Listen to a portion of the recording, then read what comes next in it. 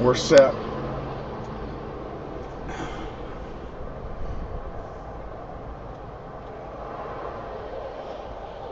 Got bugs right in front of everything, but can't be helped.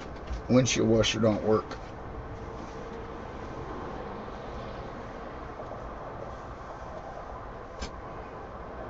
Oh.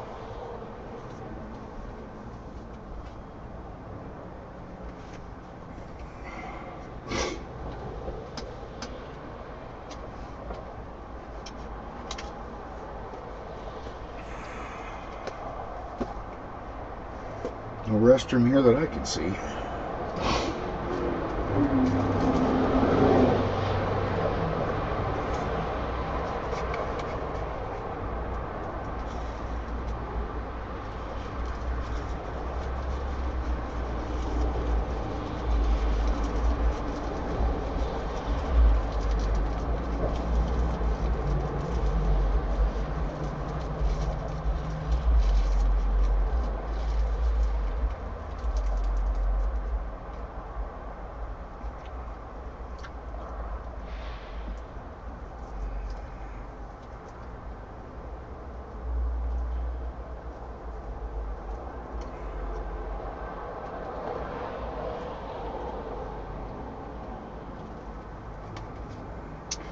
So, what I need to do is my planning for this next run.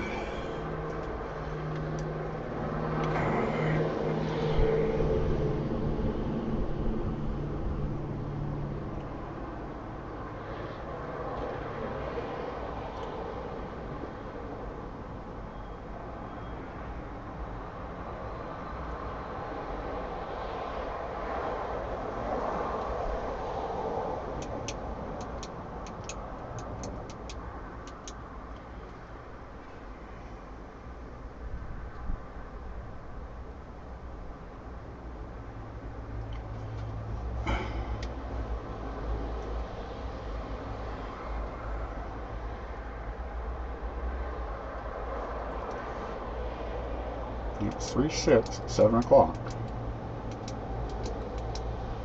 It's Monday.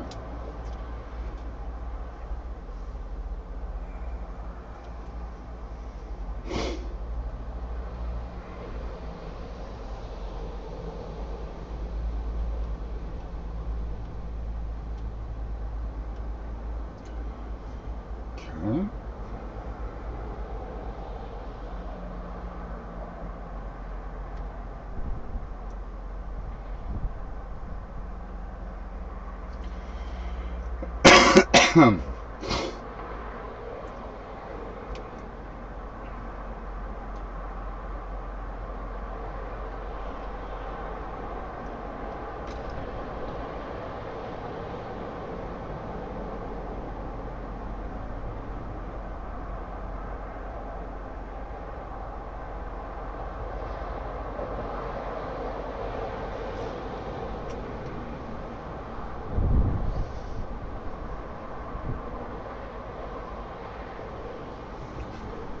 This is the next one.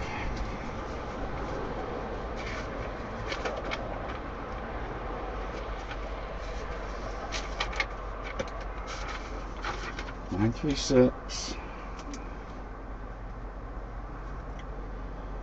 2470.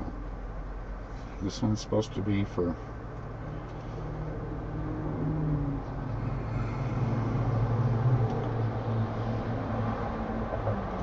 $40,000.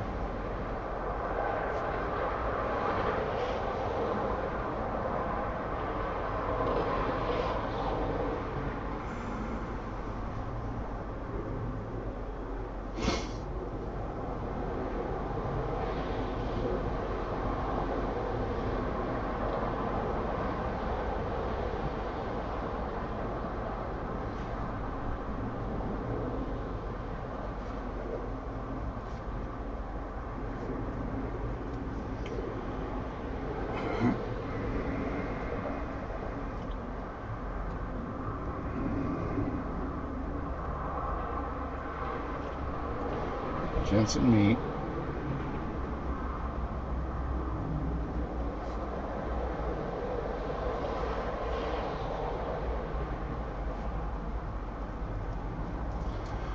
intermodal. V6. 1,600 hours. 40,000.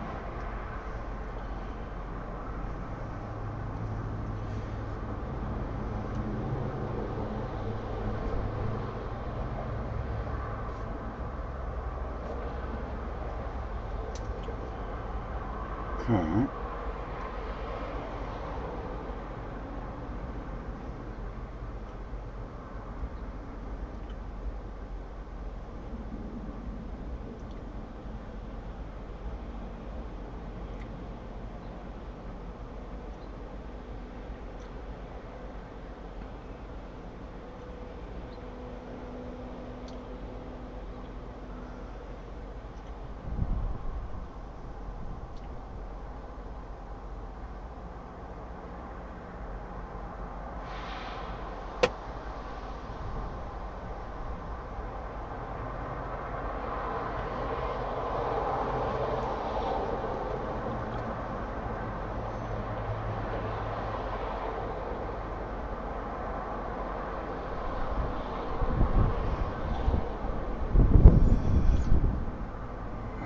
I've got an updated fuel book and I don't need it.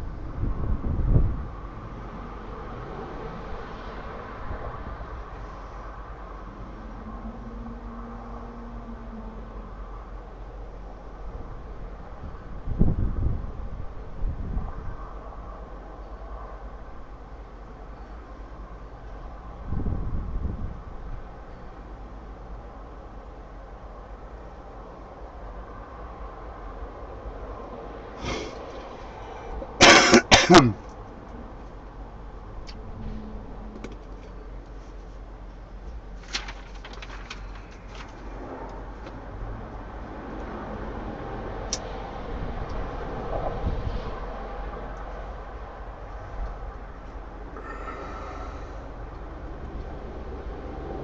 Oh, how the fuck am I gonna do that? I have no place to park anywhere down there.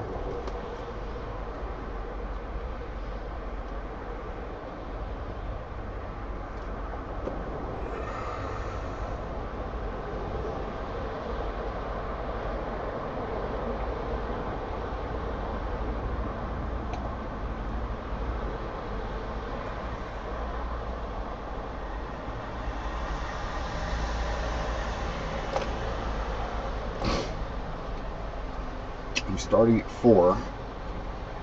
That means I'm done at 6.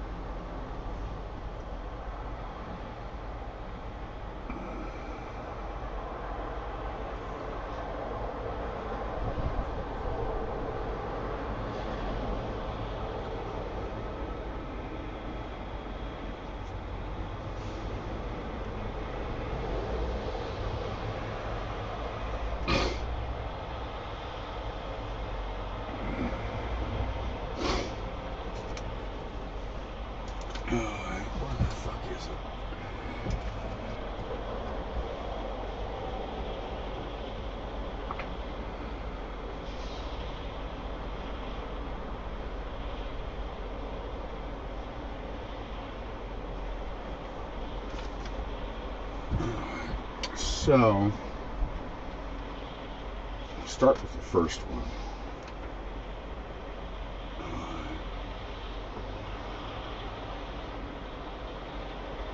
Naps.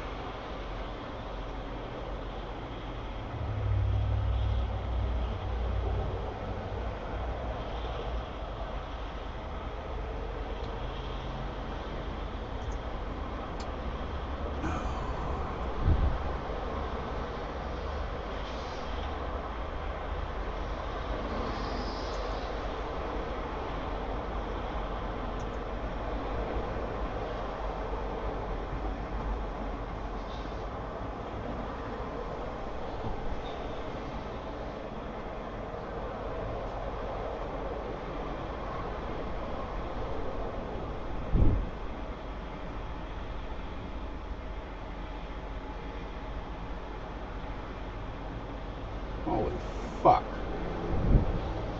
It's going to be a lot of fun. Don't make a wrong turn while I'm down there.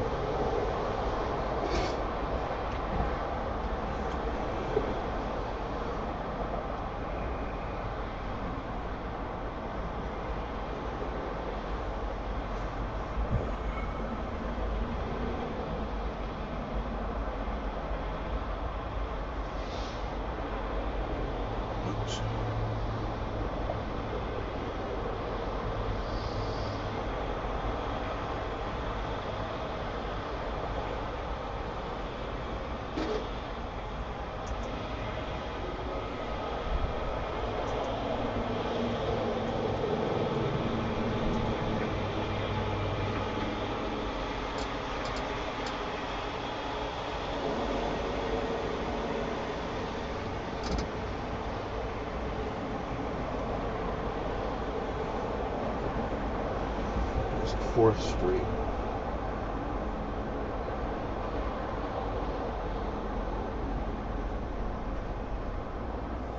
Only 22 miles.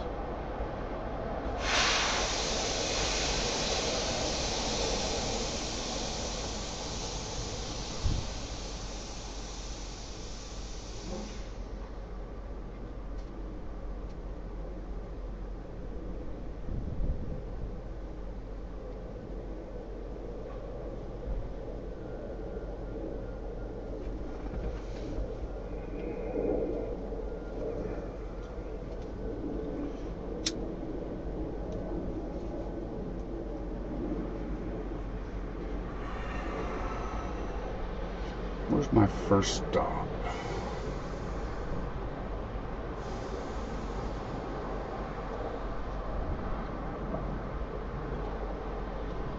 Fucking thing.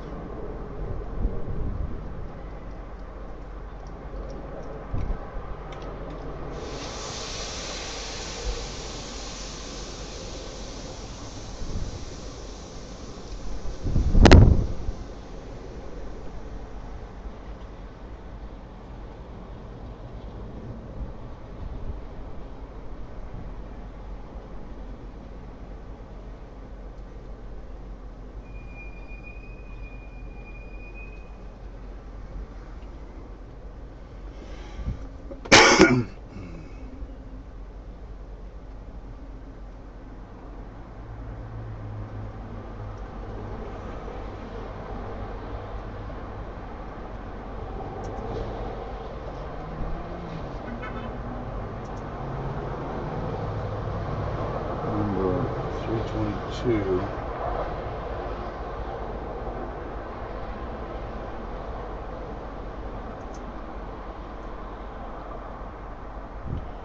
Eight 145.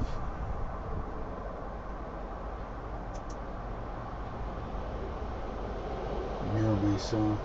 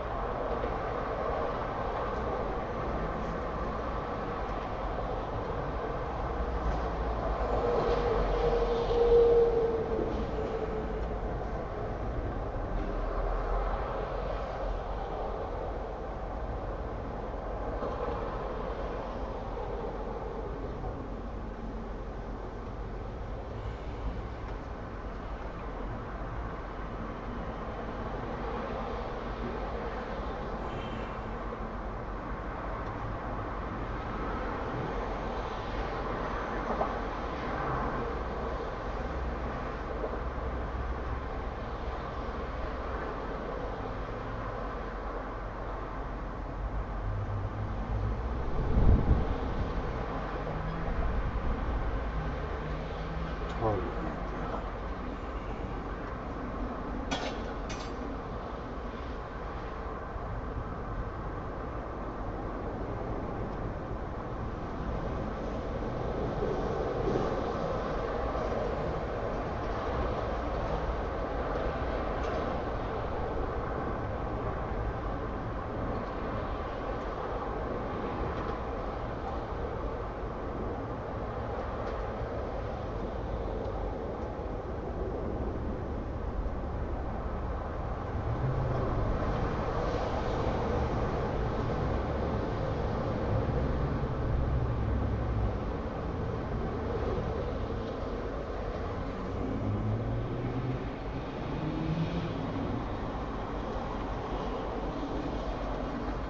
For trucks.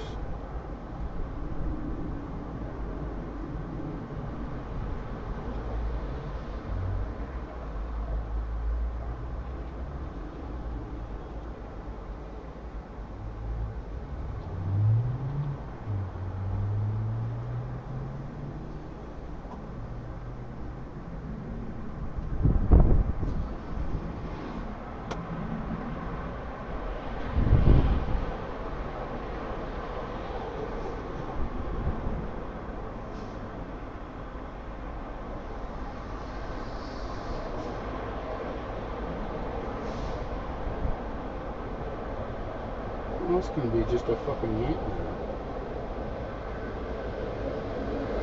Lovely.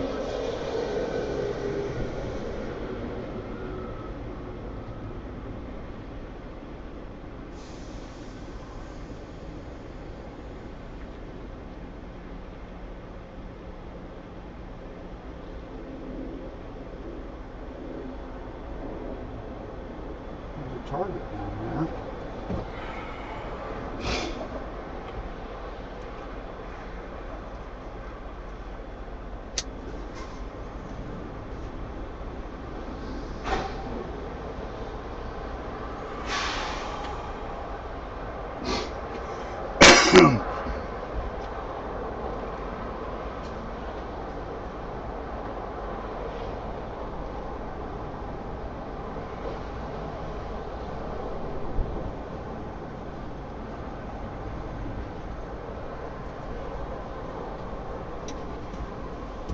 Under 23 miles.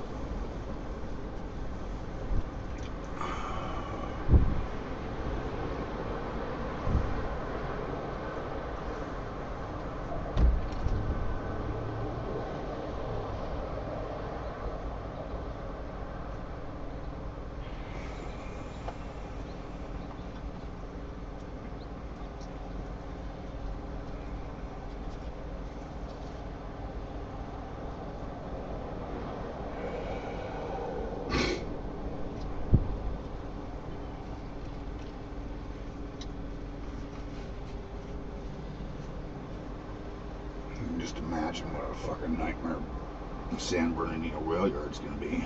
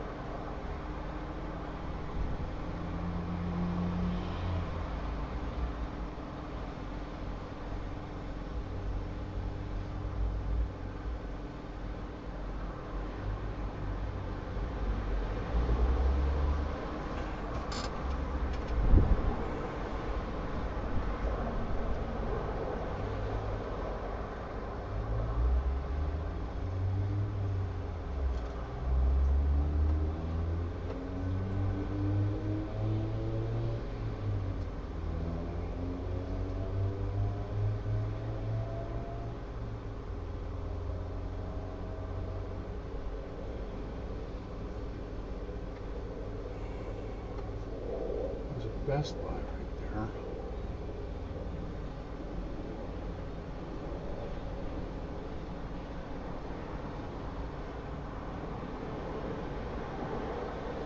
Look, there's no ramp right there.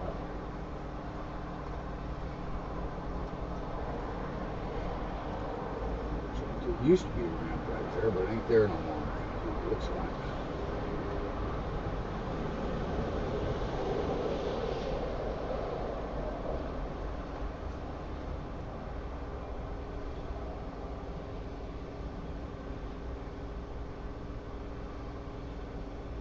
Oh, there's a ramp there.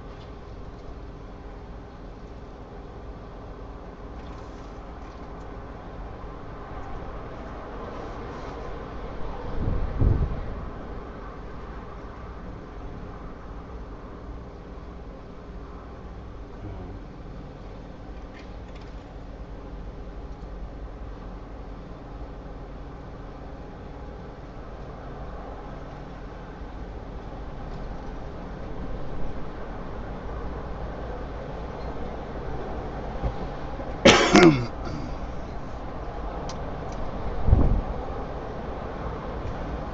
am I supposed to do that?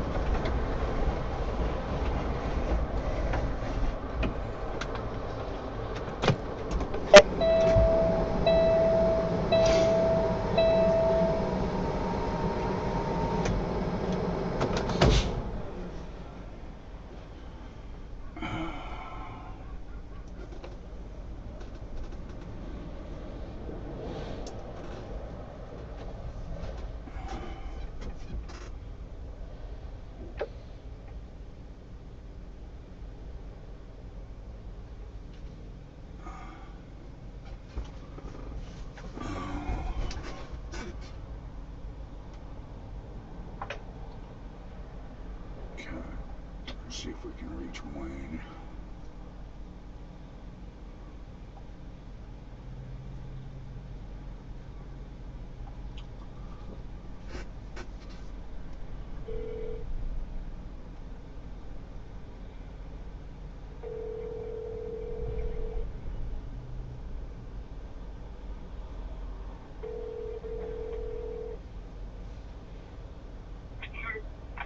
Yeah, did I catch you at a good time?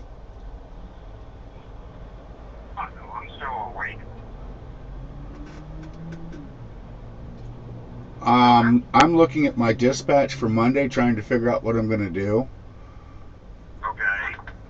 What they've got me doing is 7 o'clock in San Diego, then 10 o'clock El Cajon, which is East San Diego, and then going down to the border at 4 o'clock in the afternoon.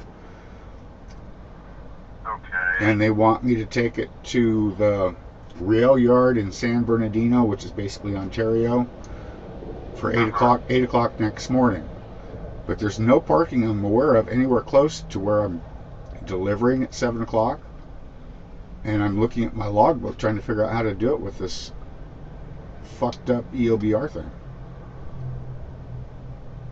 Okay, you deliver at 7 o'clock in the morning on Monday? Right.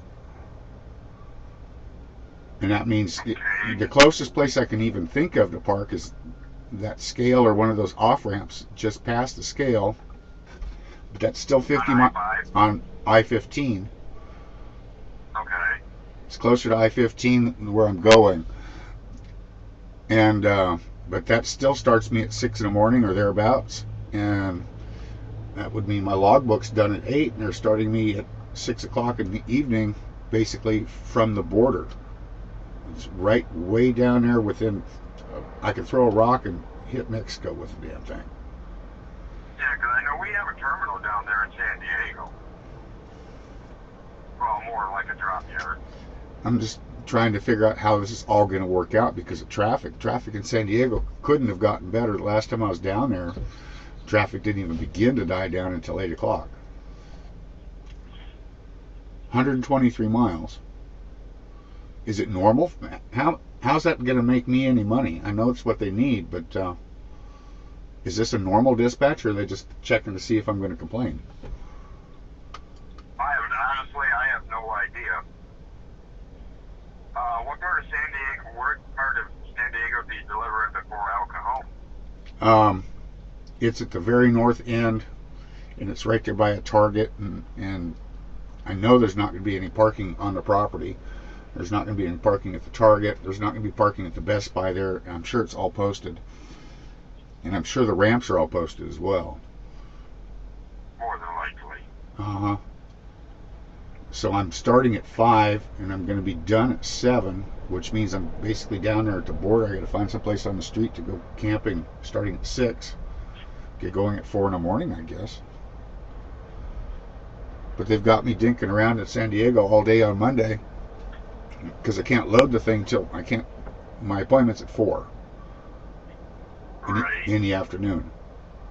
So I'm going to be dinking around all day down there in San Diego, and then going 123 miles overnight, and still, even if I start at 4 in the morning, if I find someplace halfway safe to park down there, starting at 4 in the morning, going up to San Bernardino before 8 o'clock somehow. You're how far from delivery right now? I'm actually picking up right here in Sacramento right now. I'm about ready to send in a check message in 7 minutes that I've been here an hour. I'm at Grocery Outlet. Okay. Going to Grocery Outlet stores. I just looked them up on Google Earth, Google Maps and Google Earth, and it's going to be a nightmare for both of them. And the first delivery is at what time in San Diego? 7 in the morning. You can't park at the customer down there? No, it's listed on my Qualcomm as no overnight parking. Oh, that's a good one. Because I know we have a terminal in Miraloma. Oh, we have a terminal. We have a terminal on Miraloma. We have a terminal in Miraloma. Oh, Miraloma, that's Ontario. That's 120 miles away. Yeah. They told the address for that. they told me Jurupa Valley's the name of the town now. Yeah, well, it's actually, if you go by Sierra England standards, it's Miraloma. Okay. I mean, they're right there with each other. That's why I couldn't put it in the Qualcomm. Yeah. Yeah. I mean, it's 11033 Harold Street. Yeah, I know exactly where it is. It's right there by that Fat Boys or whatever it is. Yeah, the Farmer Brothers. Farmer Brothers. Yeah. Yeah. I know exactly. Is that? I know exactly where it is, but that's 100 miles away, which means I'd have to leave at 4 in the morning instead of, or 4:30 at the latest. But that would stop my logbook at 6:30. And where are you loading at out of the San Diego area? Right there where I could literally throw a rock and hit the border. It's Innovative Cold Storage. Okay, because we actually have a terminal in, well, it's more like a drop yard in San Diego. Okay. Is it listed with Google Maps, do you think? Let me get the address for you. I'm actually looking on Google Maps right now.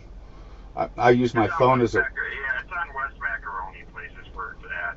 The address is 2312 Macaroni Place. 2312... Marconi.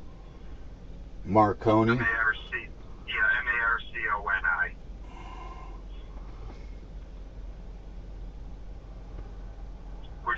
pretty much you can spit right into the border from there too.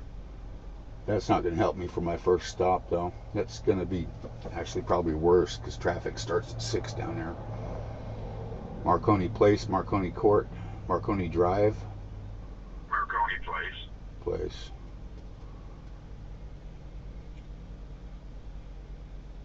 It's looking.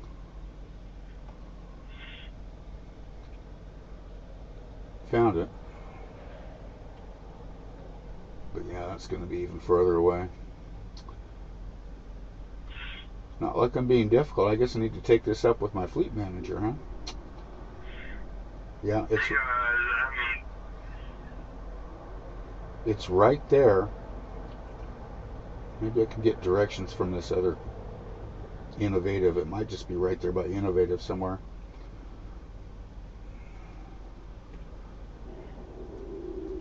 That doesn't help for parking for down there, but I'm just trying to figure out how to make all this work. And I'm asking you, is this kind of a normal dispatch? Because I don't see how I'm making any money. Honestly, I couldn't even tell you that because I'm hardly ever out in California. Still, I mean, we're talking about a dispatch that's going to take all day to deliver and pick up, and then just get started again the next morning at 4 or 5 to go to a rail yard. I'm guessing the rail yard will take at least 2 hours, right? It's a big one. It depends on how busy they are, but you can get it there before the drop time that is on that dispatch. Because all you're doing at the rail yard is dropping that trailer off and leaving Bobtail.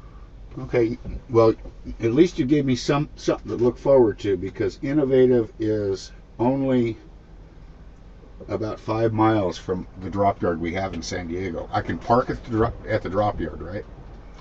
Yep. Okay, well that helps. Is it gated? Is it got a fence? Have you? No, there's a security. Yeah, there's a security guard there. Okay. And I believe there is a gate that goes across it. But Okay. yeah, we can park down there. I'm gonna print the screen for Or this if you one. really want to, there's a pilot down there in San Diego that's off of 901. There is one?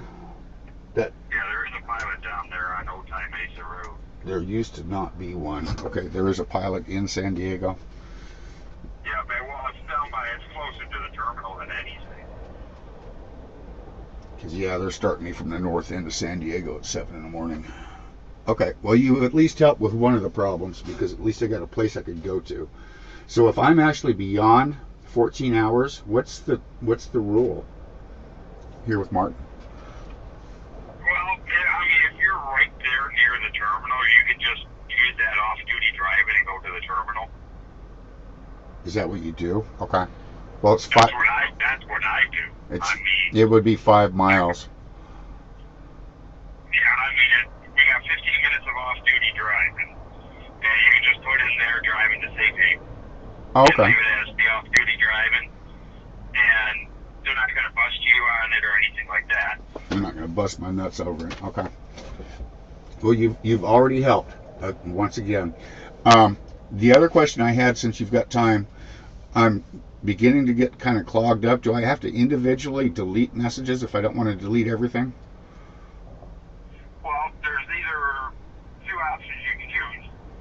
You can open up each message and then delete it, or if you go into that inbox, there's the delete all, but that's going to delete every single message that's in the inbox. Including all my dispatches. Yep. Do I have to worry about the thing being so full it won't receive messages? No, because what happens if a new message, if it's full, it's just going to take the oldest message in there and kick it out. Okay, because I've still got all the messages from the last driver that had this truck. Right. Okay. Yeah, I don't know how many messages that they do hold. Okay. And you're telling me you don't fiddle with it and spend hours and hours going through. Okay. Yeah, normally when I go home, like I said, the way I do mine, I delete my trips out after I delete them, Okay. after I deliver them. And, I keep all my PO numbers and check my paycheck and make sure I'm getting paid when I'm supposed to be getting paid. Mm-hmm.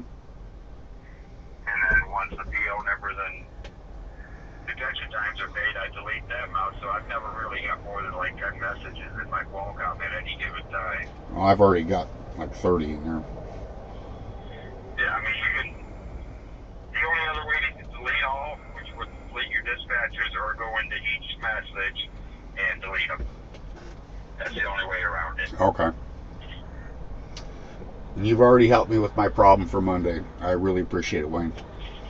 Oh, not a problem. Glad I can help. That's what I'm here for. I get you. Well, there's no way to know what your own schedule is like, and I don't know, I'm sure it changes. Normally, like I said, normally I just tell people if I don't answer, leave me a message and I'll give you a call back. Okay. I got lucky again. I got lucky again. Thank you very much. Not a problem. All right. Thanks, Wayne. All right, you're welcome. Have a good evening.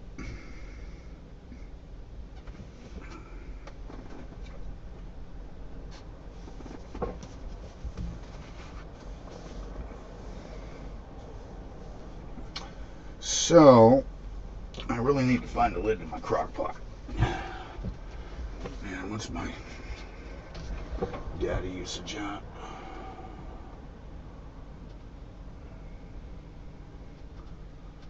It charged me $15 or whatever.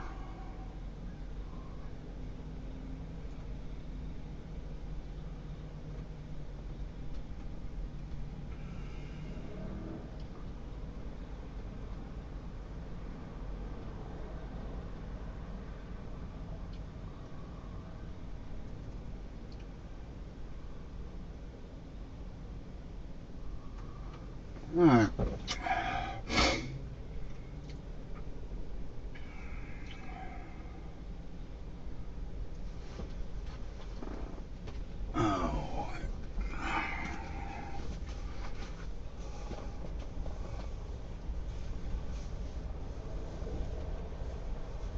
Oh. There is a pilot down there, so let's try that one.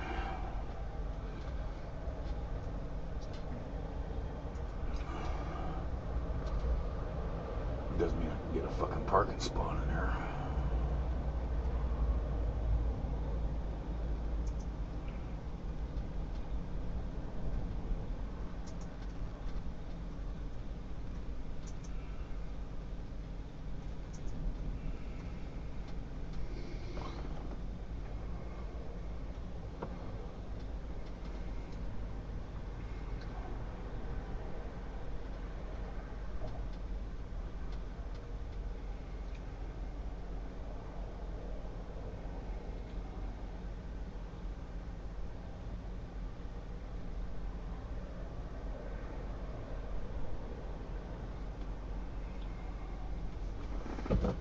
Okay.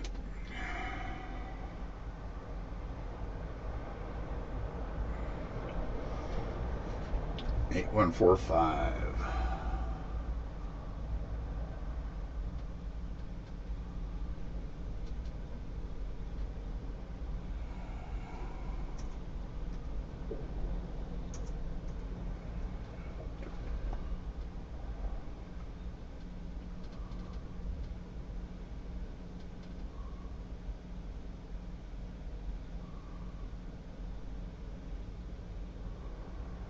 Ain't helping me.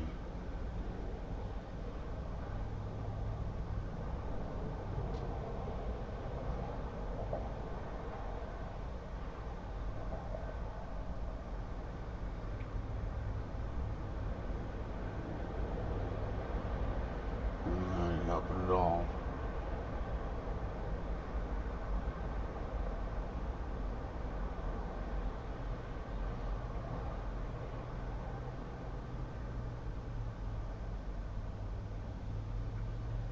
Look at my fuel book.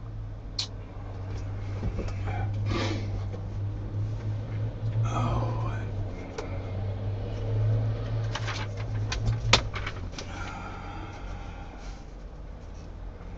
It's actually Marilama.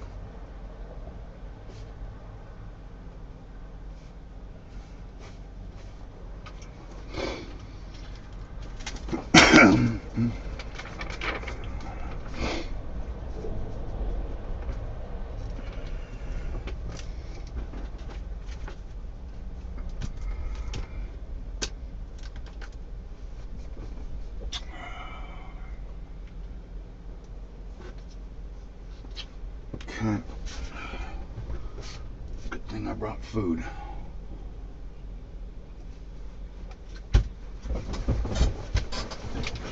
Got to find the lid in there somewhere.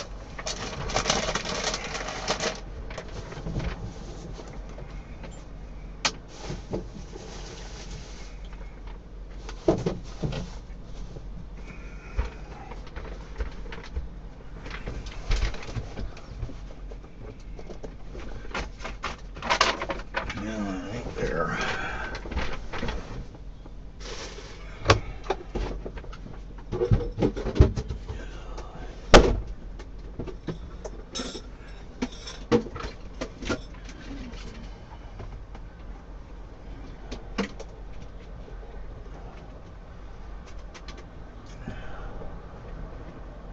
Absolutely gotta find it.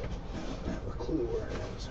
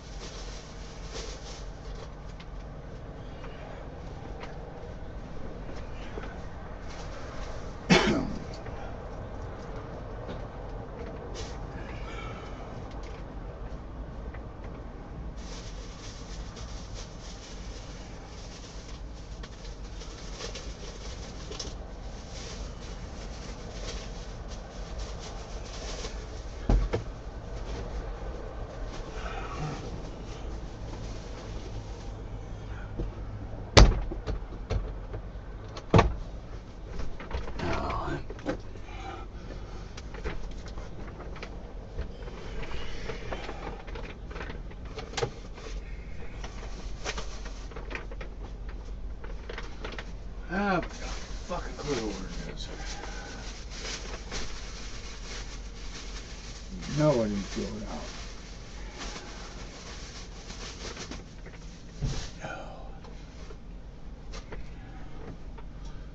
That is just a fucking given. I did not throw it out.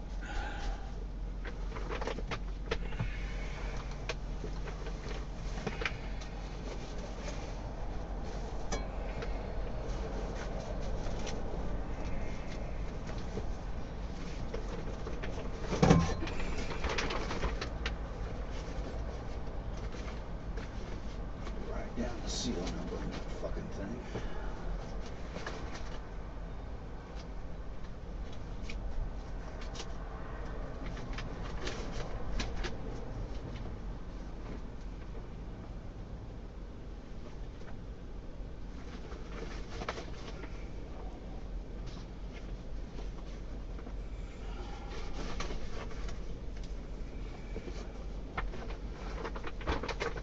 In California.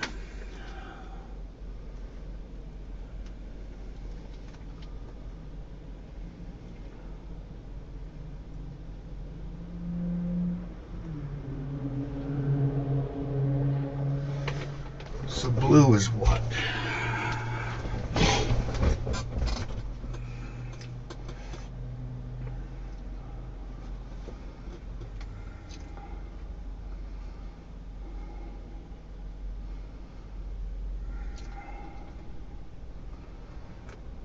See anything down there?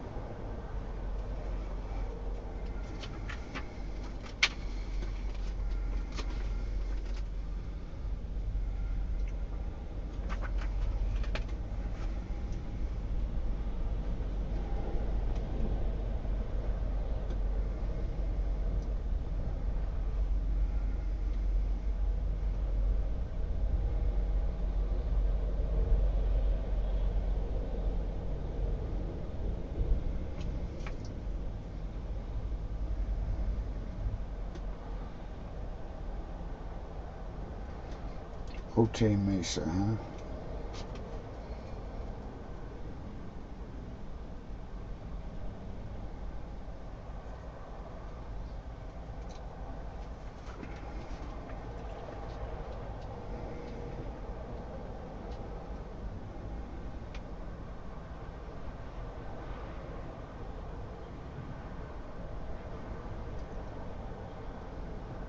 That ain't helping me.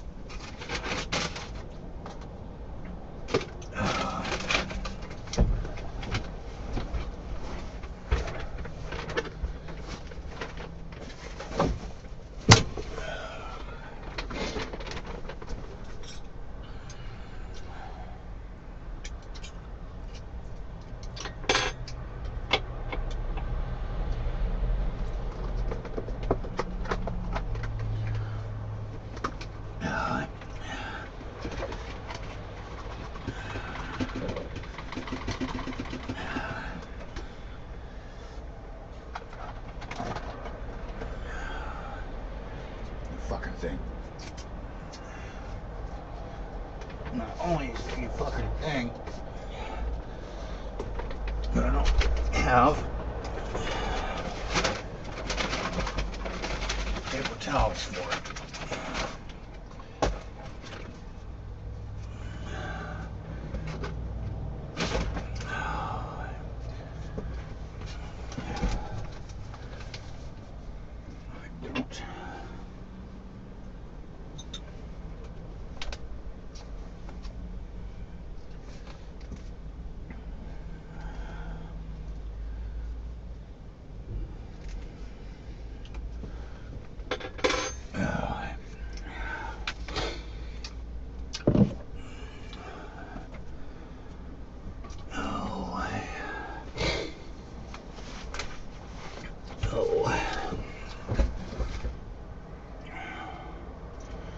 Try to call that kid.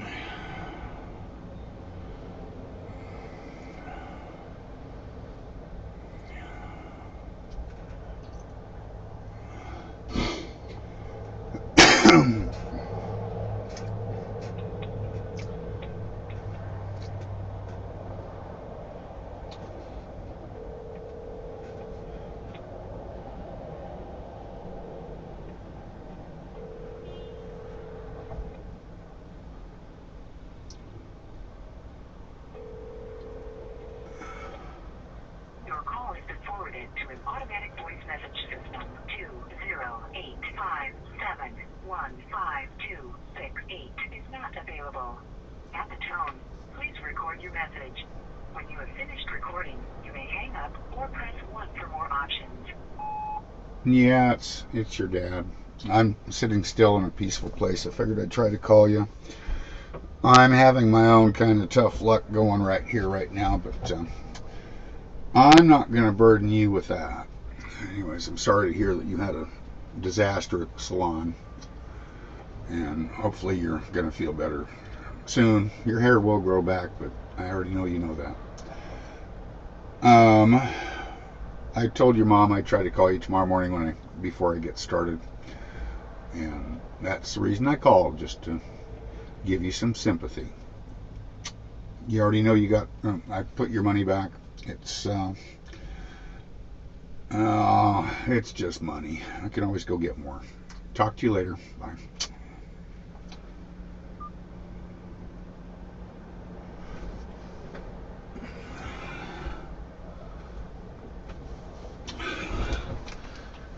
Alright, so where in the fucking hell? There it is.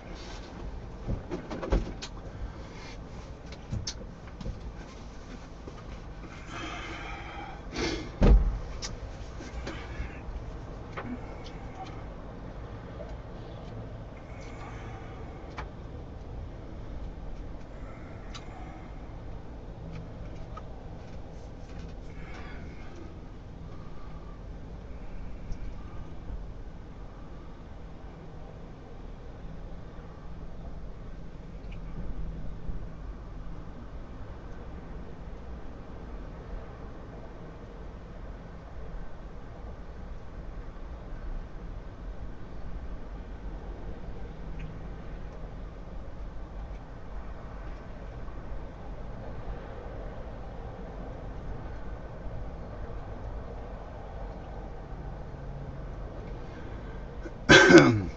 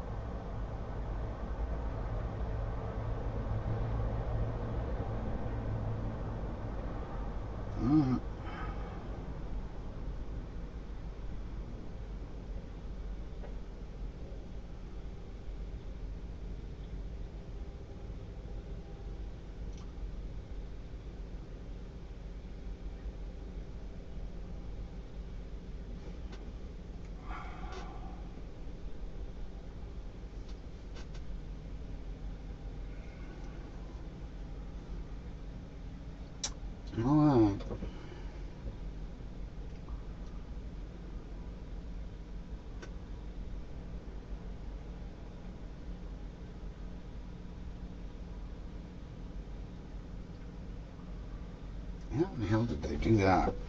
No idea.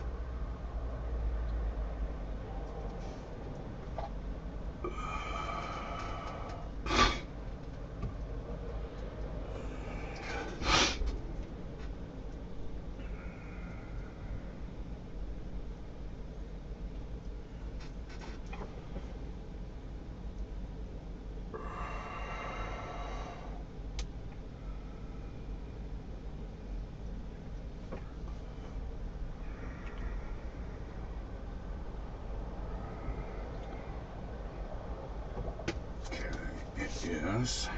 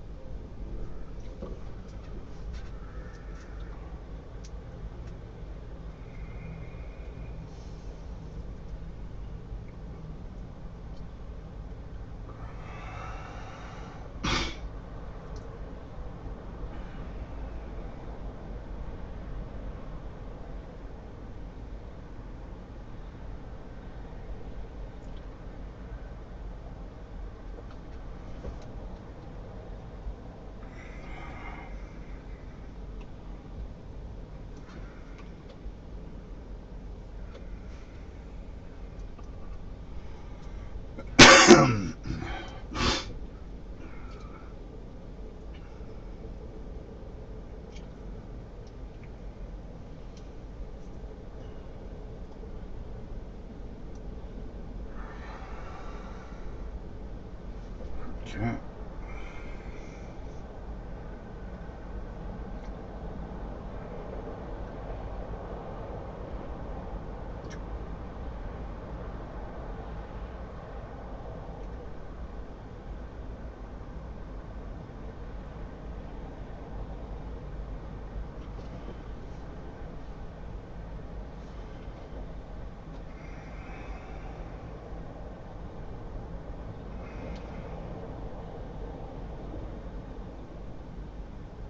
Okay, come on. There we go.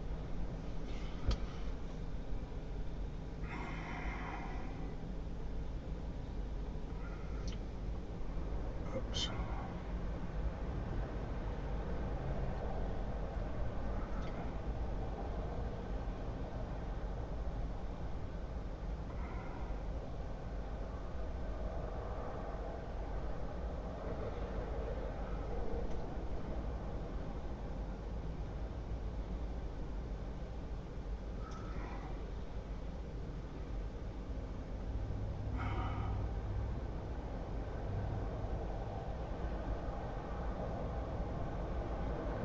How do I make this thing fucking work?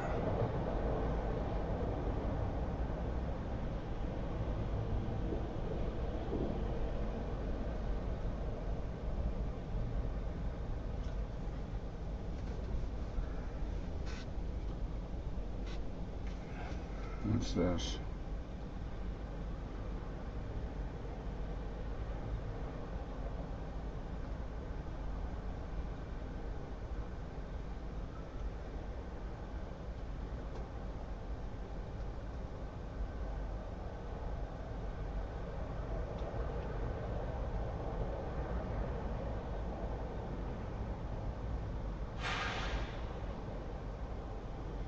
It's riding me down to 210.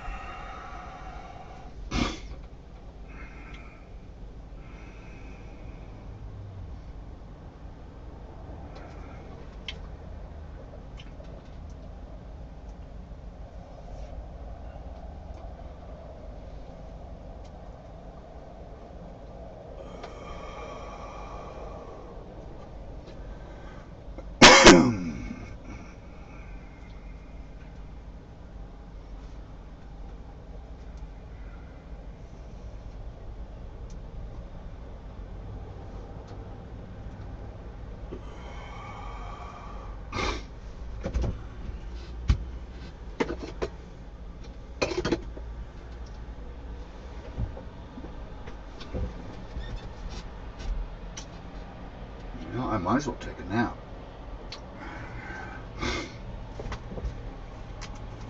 Oh, as far as my planning goes, might as well turn this off.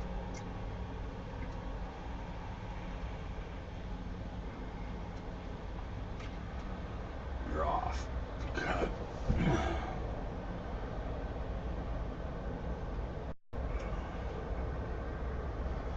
And we might as well set the clock.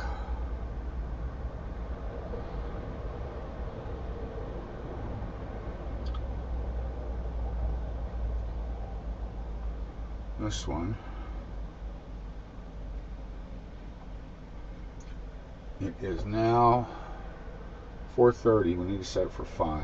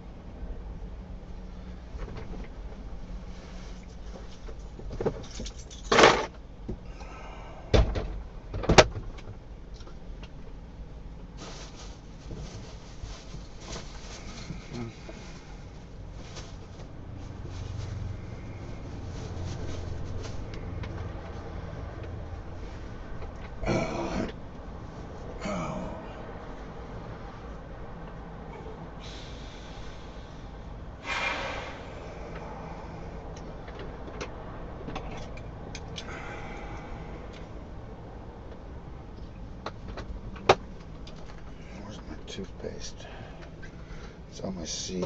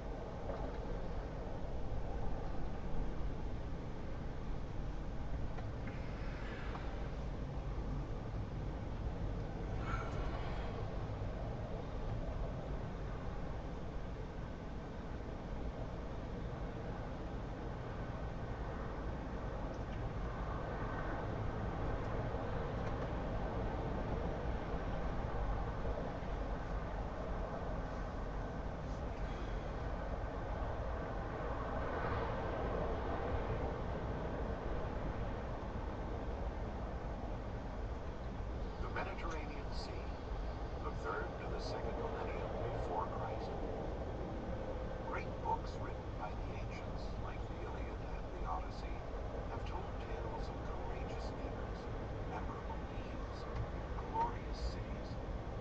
Grand civilizations, like those of the Greeks and the Romans which came later, were inspired by these early legendary stories.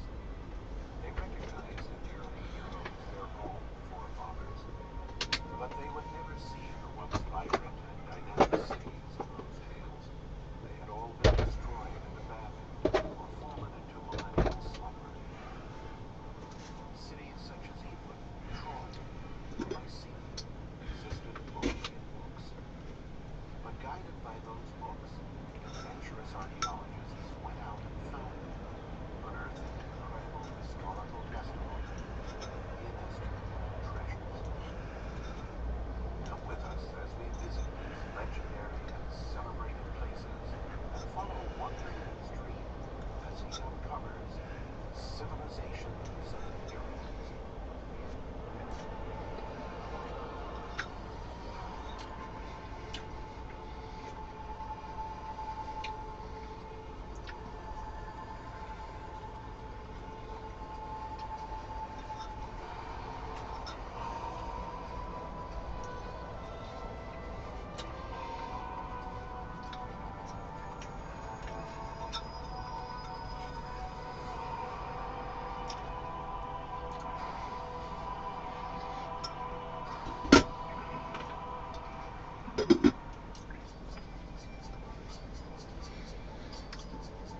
A taste for the ancient, a desire to learn about the history of our predecessors, has always enlivened people's minds.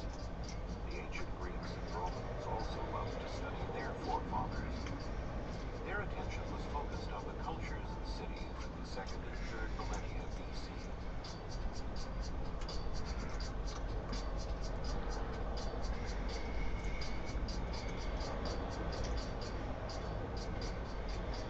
Among the ancient civilizations of interest to Greek and Roman historians were the Egyptians along the Nile, the Assyrians and Babylonians on the Tigris and Euphrates, and the pre-Hellenic societies of Greece, the Minoans on the island of Crete, and the Mycenaeans and the Peloponnesus who inherited their power. The mystery of the lore of Egypt was always a strong attraction. The age of the pharaohs had long faded by the 7th century BC, but the traces of that glorious past were still to be found everywhere. Inscriptions carved into the columns of temples told of grand deeds.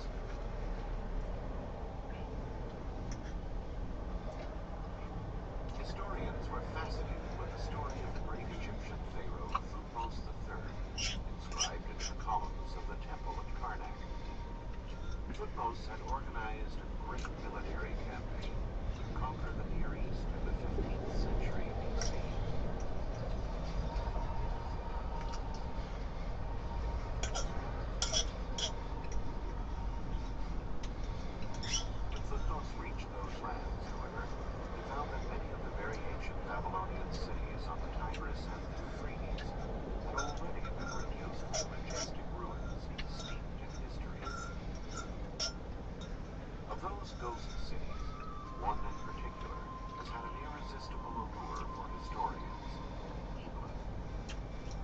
Ebla was a legendary Assyrian city north of the Euphrates, and the capital of an important ancient kingdom. But the ensuing centuries buried the ruins in sand, erasing all traces of the settlement from human memory. Apart from the inscription at Karnak, all that had remained of Ebla was a citation in the Bible.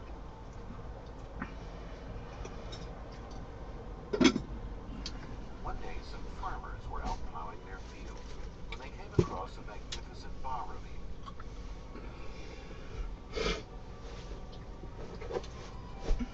Views attracted the Italian archaeological team, who unearthed pottery, elaborate utensils, and the torso of a statue bearing a votive inscription that clearly specified the name of the city. Ebla had been restored to existence.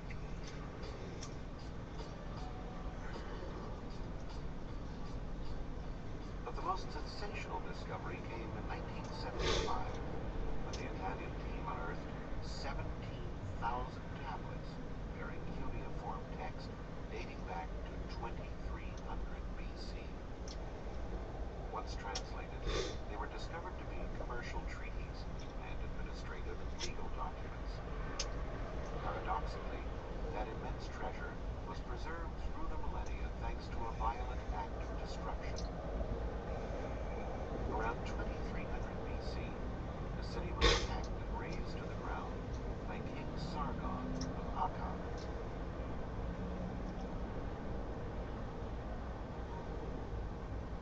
The tablets had been stored neatly on shelves in the archives of the royal palace. The palace collapsed in such a way that the tablets were left stacked one atop another, a position which favored their preservation and allowed archaeologists to accurately reconstruct their content. Ebla was a flourishing commercial center in ancient Syria, and its king was a rich merchant. Commerce was so important to the king that caravans leaving for the Orient or for the Mediterranean were invited to lodge in the royal palace. These caravans were the genesis of the city's fortunes and kept its king in power. If they were headed west, the caravans would make their way to the sea. From there, ships would carry cargo to western lands and pick up trade goods for the return journey.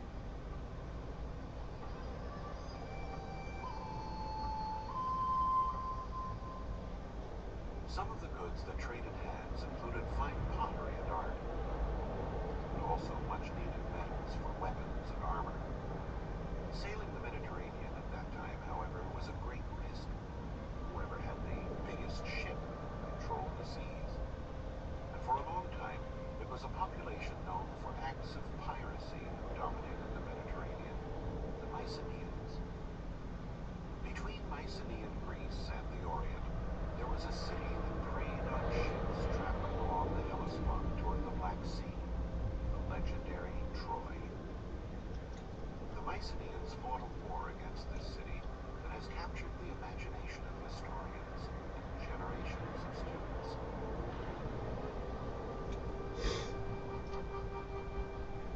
Troy, once known as Ilios or Ilion, was a flourishing Hellenistic city.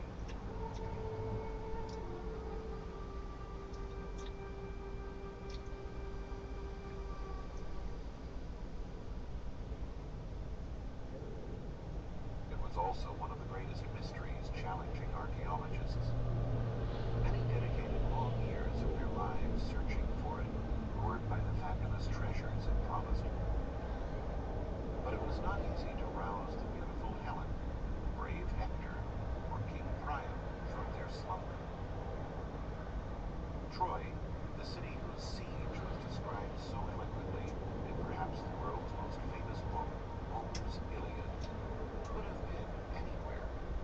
In 1868, a dilettante German archaeologist, Heinrich Schliemann, decided to invest the money he had earned in the import-export business to pursue his lifelong dream, to discover the places where the heroes of his youth, the heroes of the Iliad, had fought. The Iliad was certainly not a scientific treatise. Before being committed to writing around the 5th century BC,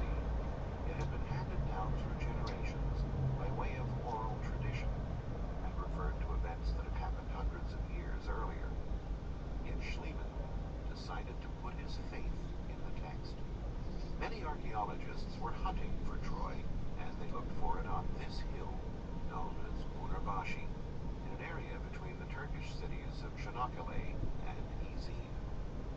Schliemann, however, was not convinced by that location. He combed the Iliad in search of clues. Homer mentioned two rivers, the Scamander and the Simoenda. The battles among the Homeric heroes took place around a fortified citadel built on a natural rise. They may have been figments of the author's imagination, but Schliemann chose to believe them. This hill, Hisarlik, was quite similar to the Homeric description. It was here where Schliemann began digging, and in the end, it was here where he found Troy.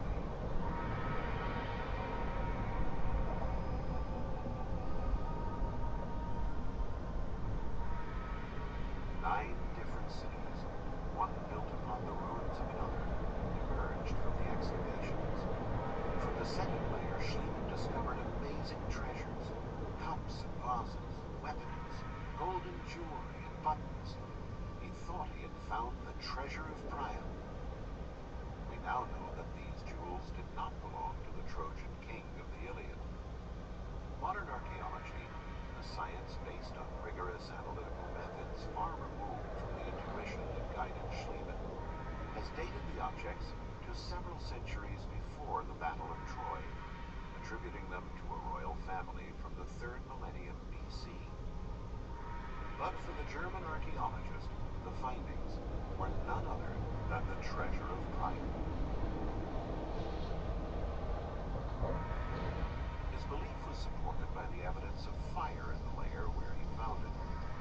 And Homer had said that Troy was burned to the ground by the Mycenaeans, who entered the city after a 10-year siege thanks to the stratagem of the Trojan horse, which now stands in replica on the site. Schliemann thought that the Troy attacked by the Mycenaeans was the same fortified city he had excavated, laid out in this plan, dating back to the 3rd millennium BC. A city surrounded by walls barely 400 feet in diameter would hardly have stood up to 10 years of siege, nor been able to house Priam's court. According to recent studies by teams of the universities of Tübingen and Cincinnati, in the 2nd millennium BC, the era of the Mycenaeans' conflict, Troy was encircled by these much more extensive defensive walls, and probably grew even more toward the end of the 1st millennium BC. Relying on descriptions in the Iliad, and taking into account recent archaeological discoveries that have uncovered new portions of the ancient city, we can now relive the legendary Mycenaean siege of Homer's Troy.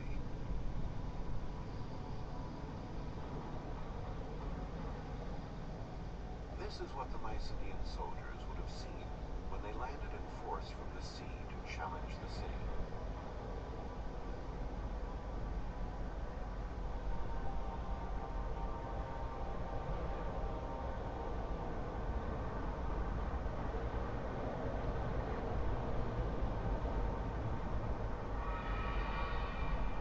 The sight of menacing warships headed for Troy was probably not unusual for King Priam and his people. The 9 layers that were found in this archaeological site correspond to 9 different cities, bearing testimony to the cycles of destruction and rebuilding. We now know that Troy, in addition to being of strategic importance for control of seafaring traffic, was also the foremost producer in its time of finished and semi-finished objects in gold. And so it is no surprise that it attracted the attentions of nearby populations. Conquering Troy meant not only eliminating the taxes it imposed on merchant traffic toward the Black Sea and the Orient, but also the reward of a rich booty. And so it was essentially economic motives that drove the Mycenaeans into Homer's legendary war, while Homer's account of the beautiful Helen and the courage of heroes like Achilles and Hector has richly imbued the event with drama and romanticism. Troy was an extremely wealthy city, and appropriately surrounded by massive walls extolled by Homer as being invincible. That's why, after 10 long years of a fruitless siege, the Mycenaeans were forced to come up with the expedient of the wooden horse. Troy was destroyed and rebuilt 9 times, the last time during the Roman era. One of the grandest city plans was created by none other than Alexander the Great. The noble deeds of the Trojans against the Mycenaeans were so vivid in the young leader's mind that he made an offering of his armor to the goddess Athena, who was venerated in Troy. In response, the Trojans presented Alexander with armor that they claimed was used during Homer's war. The historians Strabo and Plutarch both reported the anecdote that Alexander the Great always wore that armor into battle, considering it to be a sacred symbol. In the 1800s, it was believed that this fortified city was of medieval origin, so archaeologists never bothered to dig within its walls in search of evidence of ancient civilizations. However, the nature of the location and the massiveness of the walls attracted Schliemann's attention. He had crossed through this area on the Peloponnesus on the search for Troy, and was quite struck by these enormous stacked masses located near modern-day Argos. His mind was flooded with the images of the myths of his childhood and the words of Homer, who made mention of only one Mycenaean city girded by walls, the legendary Tyrannus, built by the giant Cyclops. Schliemann, inclined to live out the dreams of his youth and to take seriously the contents of ancient books, refused to accept the idea that that gigantic fortress dated back only to the Middle Ages. Those rocks inspired in him legends and myths hailing from the dawn of time. And there was also the Greek historian Pausanias, who confirmed the Homeric accounts about the existence of Tyrannus. Pausanias had even gone so far as to compare the grandeur of the fortifications of Tyrannus to the pyramids of Egypt. So somewhere near Argos, there still had to be those Cyclopean walls. Such a grandiose monument could not have simply vanished into thin air. And once again, the excavations vindicated Schliemann. At the top of the citadel, the ruins of a marvelous palace were found, with frescoes in Minoan style dating back to the 2nd millennium BC. It was the Fortress of Tyrannus. And once again, a destructive war was the reason for the preservation of all that beauty. The upper floors of the palace, collapsing onto those below, had filled the frescoed rooms with debris. The fires set by the invaders then melted the bricks, creating a sort of shell that preserved the remains of the palace. But who were the powerful invaders able to destroy such a powerful city protected by these imposing walls? Historians discovered that the winners of this epic victory were the Dorians, a people from the north who settled in Greece after driving out the Mycenaeans. The secret of their power? Their weapons were made of iron, a material unknown to the Mycenaeans, who fought with more brittle bronze weapons. The strength and audacity of Achilles' heirs availed them little. Their swords shattered as soon as they touched those of their enemies.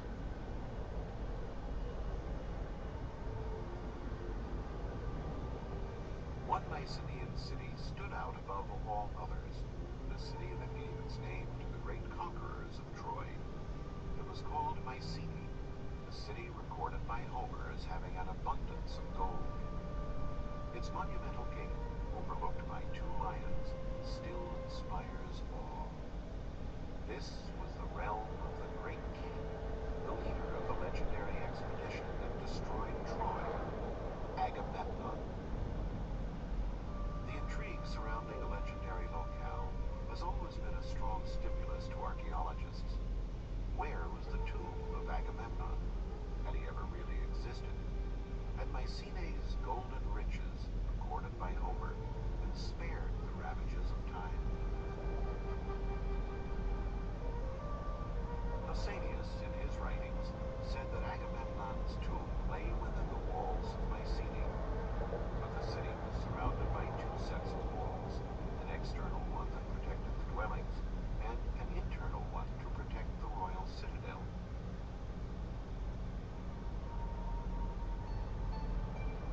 search carried out within the external walls proved vain until Schliemann arrived on the scene.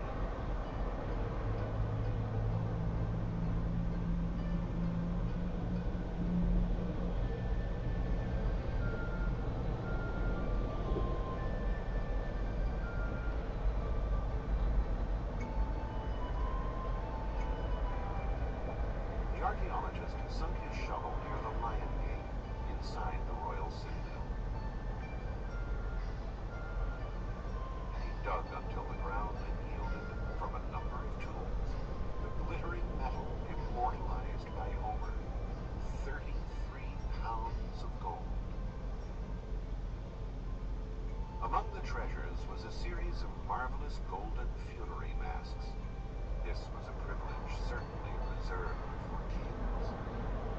And in the features of the most beautiful mask of all, Schliemann claimed to recognize Agamemnon, the great king and military leader. Archaeologists have since discovered that those treasures date back to a period prior to Agamemnon.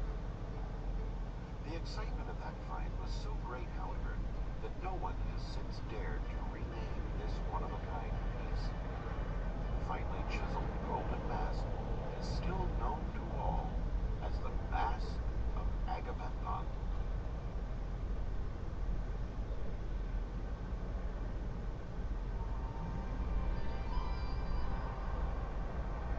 Schliemann had reached the heart of Mycenaean civilization, the legendary home of its great king. And of course, a great king needs a great palace. Entering these rooms, recreated here according to Homer's description, we can see what a profound influence the Mycenaean culture had on the Greeks. The Mycenaean civilization handed down its own image to posterity, partially through architecture.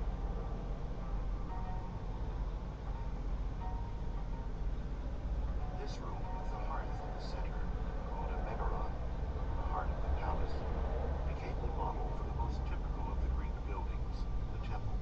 The king's house thus became the house of the gods. Mycenae was a city of which legends were made, as was Tiryns and the incomparable Troy. The legends and the mythic heroes that accompanied them would have remained only that, pure fiction, if not for modern-day heroes like Heinrich Schliemann, men who follow their passions, pursuing a knowledge of humanity that enriches us all. We lay bare the paths of civilizations of heroes that came before, for a better understanding of the possible hero who sleeps within us all.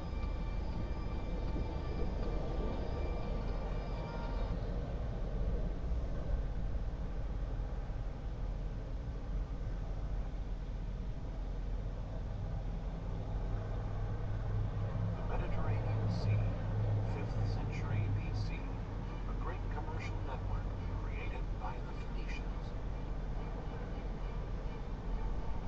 In hundreds of archaeological sites scattered around the Mediterranean, objects are often found that are completely extraneous to local civilizations and cultures.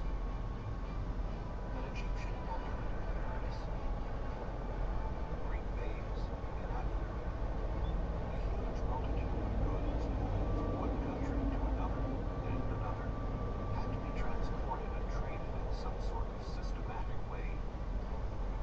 And it is the Phoenicians, with their tall headdresses, their formidable ships, their skills in trading, and their courage on the high seas, who made a name for themselves in this pursuit. We'll see how the Phoenicians took on a diverse civilization of cultures and wove them together to become the undisputed lords of the sea.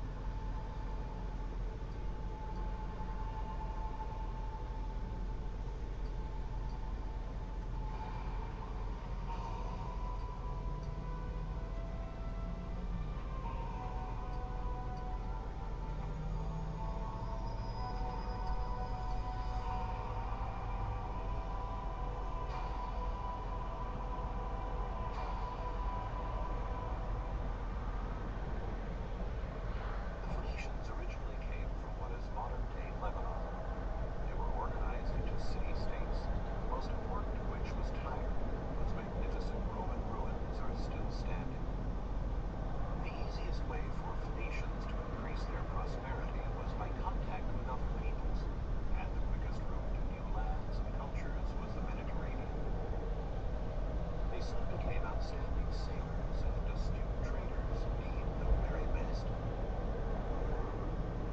They learned to recognize ports that needed water and those they wanted to trade. Then they started sailing and trading as far back as the second millennium BC. To support their trade, they set up ports, founded colonies, built warehouses, and created a network of routes that touched on neighboring countries such as Egypt, Greece, the Magna Graecia, and Carthage in North Africa. Then they went on to reach Sardinia, the Mediterranean and Atlantic coasts of Spain, and farther south, along the coast as far as Senegal, north of England and Ireland. A network of this size with hundreds of colonies and thousands of ships had to be well coordinated.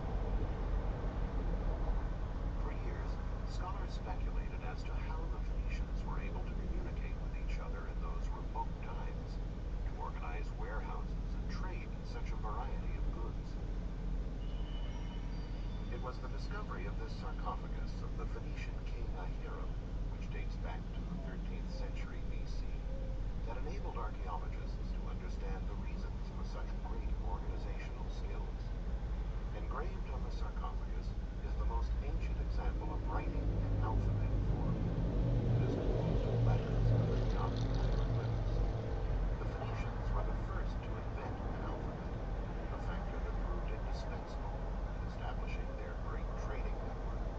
We can get an idea of how extraordinary this innovation was from this comparison. On the right, we see two Egyptian hieroglyphics, and on the left, two letters from the Phoenician alphabet, M and H. By assembling these letters, the reader now didn't have to interpret a concept represented by a hieroglyphic or picture. He had a specific code that always remained the same, and had the same meaning whether he was reading it. The commanders of the Phoenician fleets had to have many skills.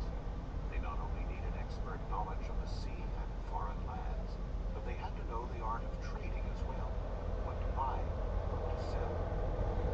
One precious part of theirs was the mythical cedar plectrum, an excellent timber for building sturdy cargo vessels and warships.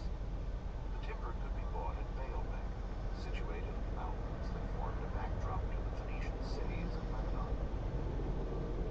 In the Hellenistic period, the city of Baalbek was known as Heliopolis, City of the Sun. By studying the meaning of these swastikas and other evidence, such as the different colors of columns of this site, archaeologists discovered that the enormous temple that dominated the city was dedicated to the sun god, after which the city was named. Why were the columns painted in different colors? Mystery can be solved when the columns are linked to the cardinal points. The dark columns were placed to the west, while the lighter colored columns were set to the east. They were supposed to represent life and death, the rising and setting of the sun. In 60 AD, the cell of the sun god was the most important construction in the entire sacred area, with 54 columns over 60 feet high, more than 6 feet in diameter. Having loaded the trunks of cedar wood onto carts, the traders would return to the coast where their ships awaited them. In the Bible, Ezekiel mentions that the Phoenician city of Byblus, which also lies in Lebanon, was the biggest naval shipyard in ancient times. Crossing the seas was not an easy matter, even with a good ship.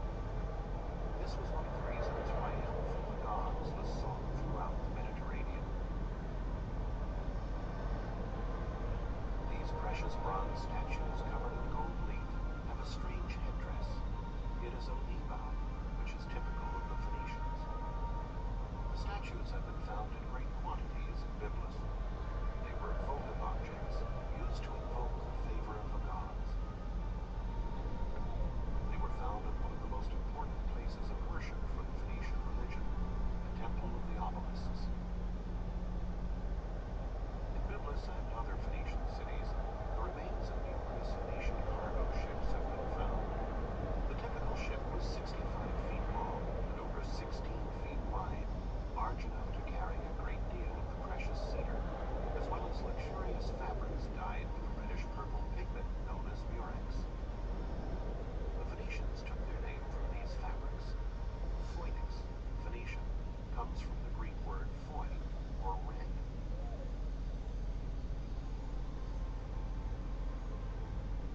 precious cargo could have been exchanged in any port.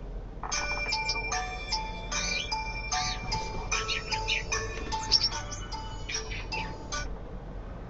Koros is an exemplary model of harmony and proportion in the male body. Many of these statues, dating from the Archaic period, were discovered on the island of Rhodes, Comoros. Excavations nearby unearthed these celebrated vases, which are known as the vases of Figurura. This concentration of arts and craftsmanship on this island is linked to the fact that Rhodes lay at the hub of important trading routes. To break up the long sea journeys, the ships sailed from island to island, and Rhodes was an obligatory port of call. Here is the dry dock, or coffin, of the colony, which has been preserved intact for millennia. Here the Greeks were offered the fabrics and cedar for their ships. In return, the Phoenicians were given exquisitely decorated pottery and objects from all over Greece, including beautiful Greek statues like this one, as well as bronzes produced in the Magna Graecia, which may have been ordered by a rich Phoenician resident in a distant colony. Statues like this Ephebe in bronze, or the famous youth of Mothra, were found during excavations in the ancient Phoenician colony of Mothra in Sicily.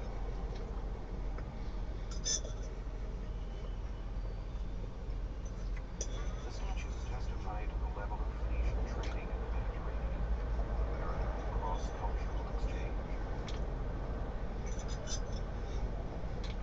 The ship, now loaded with vases, statues, and jewels, continues its journey to the west. It sails past the beautiful Hercules and the Isthmus of Gibraltar, and heads south along the Atlantic beaches of Africa between Morocco and Guinea. The Phoenicians were the only people brave enough to venture into the Atlantic. Ancient peoples were terrified of passing the Pillars of Hercules because they believed that beyond lay the end of the world. What was it that pushed the Phoenicians so far? The Greek historian Herodotus documented it in his writings. It was gold. The Phoenicians unload the merchandise and lay it out on the shore. Then they go back on board their ships and send up smoke. The locals see the smoke, place the gold that they are offering in exchange beside the merchandise, then they withdraw. The Phoenicians descend from their ships and examine it. If they calculate that the quantity of gold corresponds to the value of their merchandise, they take it and leave. Otherwise, they go back to their ships and wait until they are satisfied. The African peoples were very taken with the showy eastern goods and quite indifferent to the yellow metal that was found in such abundance there. This was the great bargain for the Phoenicians, leaving inexpensive pottery and jewelry, and setting off again with gold. The ship went away. Excavations in England and Ireland have revealed that the Phoenicians reached even these far northwards. Numerous finds have indicated that in exchange for pottery and jewelry, the northern peoples gave tin, a metal that was in great demand for producing bronze and the other alloys used by the Phoenicians and Greeks. Ireland was the most northerly landing point for Phoenician voyages, and having traded their goods, the sailors could now make the return journey. The trips always held the portent of danger.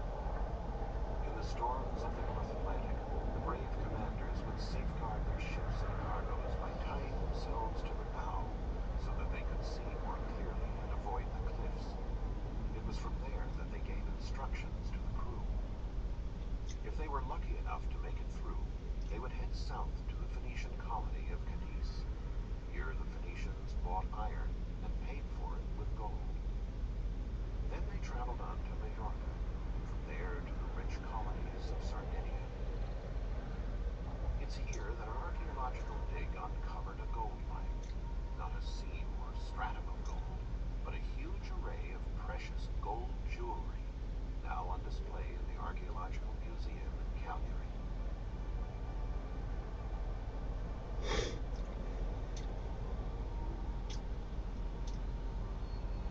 Since Sardinia has never had gold deposits, precious metal must have come from Africa on Phoenician ships.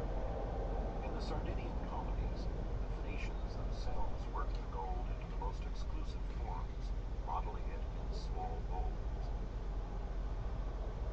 Sardinia was the largest producer of Phoenician crafts, especially in the field of glassmaking. They made ointment jars to hold bombs and perfumes, necklaces, and characteristic amulets.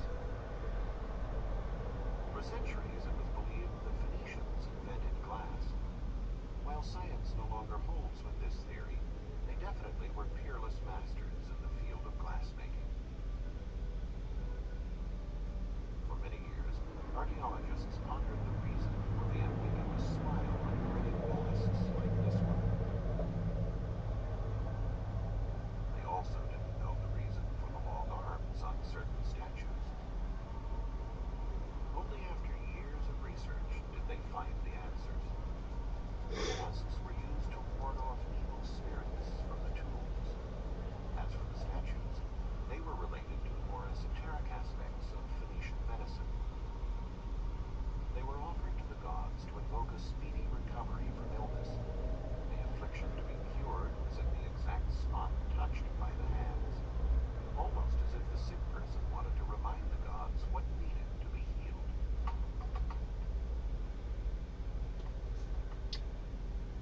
Walls and the sea.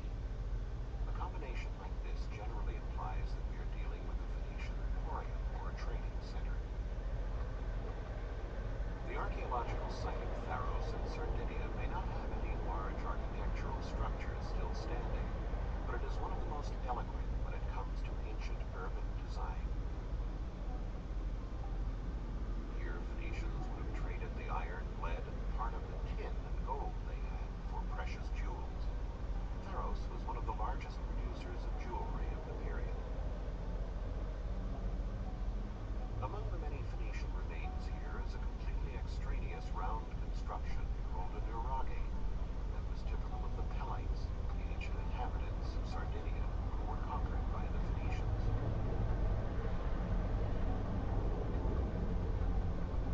This is how the village would have looked about 3,000 years ago. The Nuragic civilization is very ancient, dating back to the 2nd millennium BC.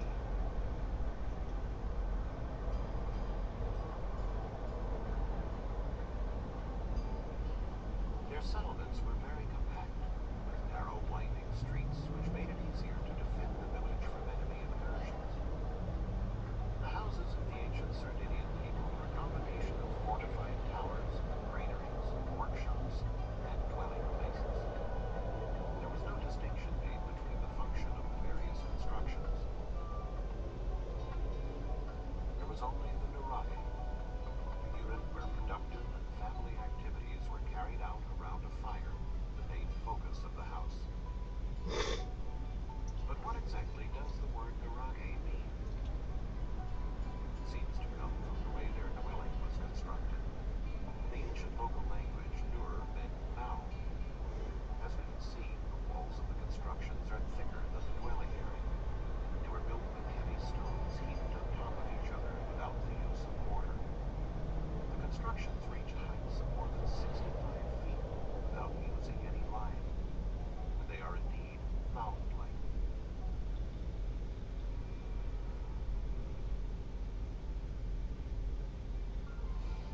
Phoenician ports, like this one in Nora, all had something in common. They were situated near promontories. In this way, ships could be moored on both sides of the promontories, creating a larger dock area. The only thing the Phoenicians looked for was to be able to land quickly, get their business done, and then set sail again. These are the foundations of the Phoenician quarter in Nora. Although it's worlds away from the Romans' concept of living, with the Romans preferring large, orderly quarters equipped with many services and amenities, the Phoenicians did share the Romans' love of thermal baths. The baths here in Nora are decorated with rich mosaics.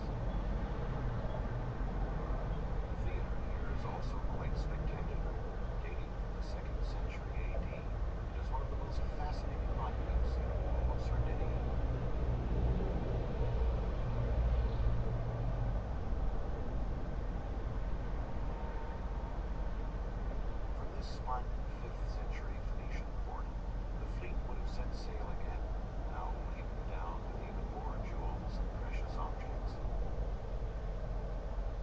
One of the greatest archaeological mysteries regarded the port of Carthage, queen of the Mediterranean, the most powerful of all Phoenician colonies. The Greek historian Appian, a native of Alexandria in Egypt, tells us that the port had two harbors, the rectangular commercial port and the round military harbor with an island in the center. However, in modern times, no place seemed to correspond to that description until in the 19th century, the writer René Chateaubriand noticed these two lagoons near the bay of Le Cran were very similar in shape to the ports mentioned. He realized that this was Carthage. This discovery led to a heated debate, which was only concluded with excavations carried out in 1974. A British team, excavating on the circular island, found evidence that confirmed Chateaubriand's theory. The bustling port of Carthage was the largest and most modern port of pre-Roman times. Warships would pass from the commercial port through a narrow passage to the military harbor. Merchant ships were forbidden to pass beyond this limit. The ship that is entering the port is a trireme, with 3 tiers of rowers, though the Carthaginians also had quadriremes and quinquiremes, which can be compared to modern-day battleships. All the ships returning from war missions, by which Carthage dominated the Mediterranean and protected Phoenician trading routes, were moored in this port. It was circular, with a round island in the center, known as the Island of the Admiralty. There were dry docks both on the island and in the outer perimeter of the port. On the summit of the island was the Pavilion of the Admiralty, in which the Supreme Commander of the fleet gave military orders. A bugler and a herald, armed with flags, controlled the traffic of ships in the port. If a trumpeter signaled to turn left, there had to be room enough to make the maneuver. The basin of water in which the ships moved was thus over 300 feet wide, the same diameter as the island of the Admiralty in our right. There were 30 berths in the center and 140 on the outside. Since some of the very deep central moorings could hold 2 ships, there could have been 200 ships in the port at one time. The military port of Carthage was almost packed in winter, since bad weather made it dangerous for the ships to be out on rough seas. Thus, there was a tendency to avoid war during this time, and this was a good time to service the ships. The trireme would be pulled out onto dry land over the slightly sloping terrain of the island. Planks of wood set crossways ensured that the ships kept their grip on the slipway. At the entrance to the area, Ionic columns set at sea level gave the impression of a portico, putting this military site look more elegant. The ships were also given special aesthetic treatment. Phoenician ships typically had an eye painted on the bow that was supposed to strike fear into their enemies. A warship differed from a cargo ship in that it had oars and oarsmen that enabled it to move very quickly. As well as being outstanding sailors, Phoenicians excelled in shipbuilding.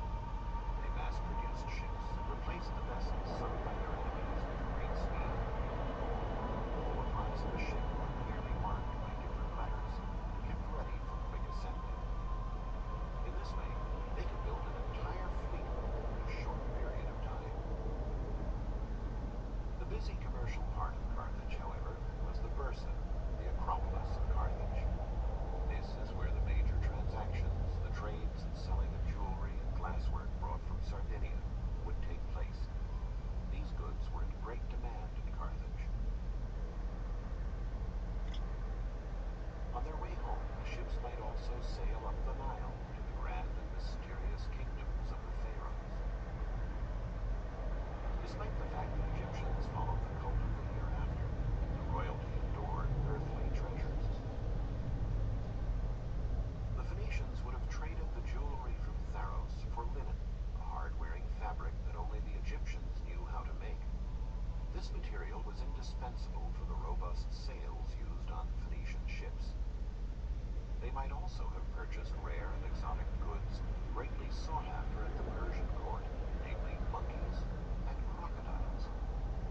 Finally, completing the loop and reaching the town of Tyre, they could sell the exotic animals to the Persians and the linen to their fellow countrymen. They'd be left with gold, silver, and a lot more money than they would have paid for the cedar back in Baalbek.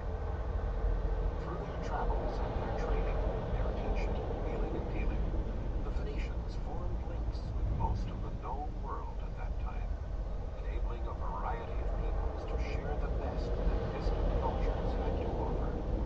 The Phoenicians, undisputedly, the master merchants of the Mediterranean.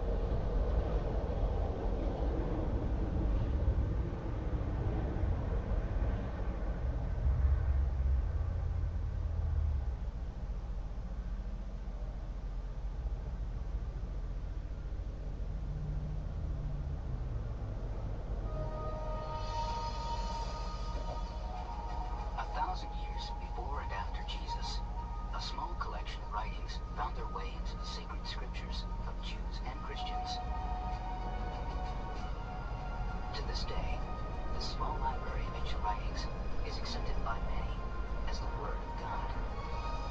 But there were hundreds of religious writings considered important at the time that were left out of the Holy Bible. What is contained in these rejected books, and why were they left out?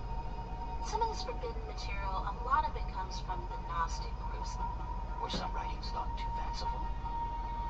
Where is the story coming from? What kind of a community does the story arise out of? Is this an old, traditional Christian community? Perhaps these excluded or banned books were simply deemed unworthy for inclusion in sacred scripture. Some of them were decided to be rather suspicious and perhaps of questionable influence. And so there is a collection of books that we would say are literally forbidden.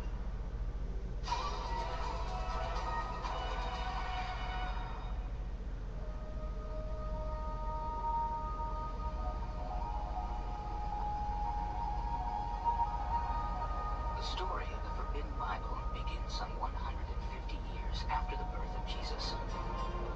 It was an obscure figure in history, a man named Marcion, who became the unlikely catalyst for a Christian version of the Holy Bible. He was a man of great wealth and strong convictions. Marcion of Pontus was called the Mus Ponticus, the Pontic Grant. He was a church leader who was a very wealthy individual. He owned his own ship. He was involved in the shipping industry. And he not only was very wealthy, but he had some very strict theological points of view. He was a Bible-believing, Bible-thumping Christian who believed everything that he thought was Christian in the Bible. But when he looked at the Jewish Bible, what he saw there startled him and appalled him, because he was very literalistic in his reading. And so he took a look at the Jewish Bible, and he thought he saw a God there who was harsh and vindictive and legalistic. And Marcion said, "That's not the God that I believe in." Marcion was convinced that the God of the Hebrew Bible was not the God taught by Jesus. Without any church authority, Marcion created his own Christian Bible. Hebrew scripture, what Christians call the Old Testament, was banned in this book. The only writings he considered worthy were Luke's Gospel, with all references to the Old Testament erased, and Paul's letters. Considering what Marcion did, it's no wonder that one of his opponents said, "Shame on Marcion's eraser." Marcion wanted very badly to be accepted as a great church leader, and one day he met somebody who was very well known, and he came up to the person and he said, "Don't you recognize who I am?" And this other church leader turned to Marcion and said, "Yes, you're the firstborn of Satan." In spite of his notoriety among 2nd century Christian leaders, Marcion's basic idea took hold. The new Christian religion should have a Bible to call its own. The church fathers of Marcion's day began to create lists of books they believed had to be included in a Christian Bible, and books that should be left out. There was no shortage of material. Some of these individual writings have been circulating separately and randomly within Christian communities, large and small, since the end of the 1st century. The 4 Gospels, the Acts of the Apostles, the Epistles of Timothy and Titus, and the letters of the Apostle Paul. These were personal letters They were occasional letters that addressed the needs in the various churches. And if Paul had any idea what people would do with his letters in terms of theologizing on the basis of them, he would have been a whole lot more careful when he wrote them.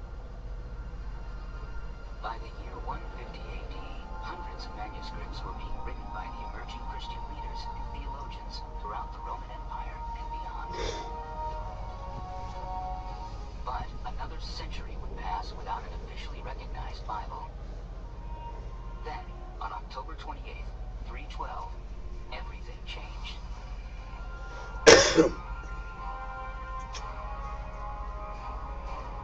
A man named Constantine had a vision of a cross in the sky as he prepared to do battle for the city of Rome. Legend has it that Jesus spoke to him in a vision, saying, "In my name, conquer." The following day, he won the battle, defeated the superior force of Maxentius, his rival, and became the sole emperor of Rome. It was the vision of this cross and the victory that followed that fueled Constantine's newfound interest in the Christian faith. The pagan civilization that had overseen the crucifixion of Jesus was about to adopt the faith it once tried to destroy. Constantine as emperor had a number of things he was dealing with. He was a shrewd politician, a statesman, a diplomat, a warrior, but he realized that he needed to have some order and some unity in the empire, and that order and unity could come through at least having some religion or some religious purpose that could bring all people together, because religion could be something that could unite the empire. The Near East at the time of Constantine was a massive conglomeration of different perspectives, different peoples, different races, different religions. It really was a very mixed situation. There were differing Jewish groups. There was a diversity of Christian groups. There was all kinds of dialogue going on. You have the little Christian church on one end of the corner. You have the pagan worship on the other end of the corner. People go where they want to go, but at the same time they have questions about what door you're walking into. And then you have the contentions within each of these communities about what's the proper way to worship.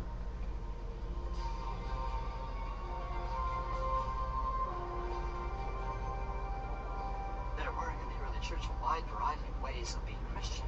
One could be a Jewish Christian, one could be a Gentile Christian, one could be more Gnostic in one's point of view, one could be very mystical, one could be rather legalistic. Even so, a battle was raging in the early churches. Arius, a monastic from the city of Alexandria, believed that Jesus was the highest created being, but he was not God. In vehement opposition to this opinion was Athanasius, bishop of the Alexandrian church. It was his passionate belief that Jesus was both man and God. These two men fought fiercely over this one question: was the Savior human, or was he divine? For the sake of his Roman Empire, Constantine needed to solve this bitter dispute once and for all. And thus, 300 years after the Romans executed Jesus, Constantine summoned all the Christian bishops in order to unify the church. The meeting was to take place at his summer palace in the seaside resort of Nicaea, in what is today modern Turkey. He brought all the bishops together at Nicaea. What was on his mind was that they all would agree on the question, the divinity and the humanity of Jesus. How was that to be explained? And the important thing for him was one explanation. So there was a huge pressure on them to agree on something. They had to walk out in agreement. The agreement these bishops would hammer out eventually became known as the Nicene Creed. It declared that Jesus was both man and God. Athanasius, the bishop from Alexandria, had won the day. I believe in one God, Father Almighty, maker of heaven. All of these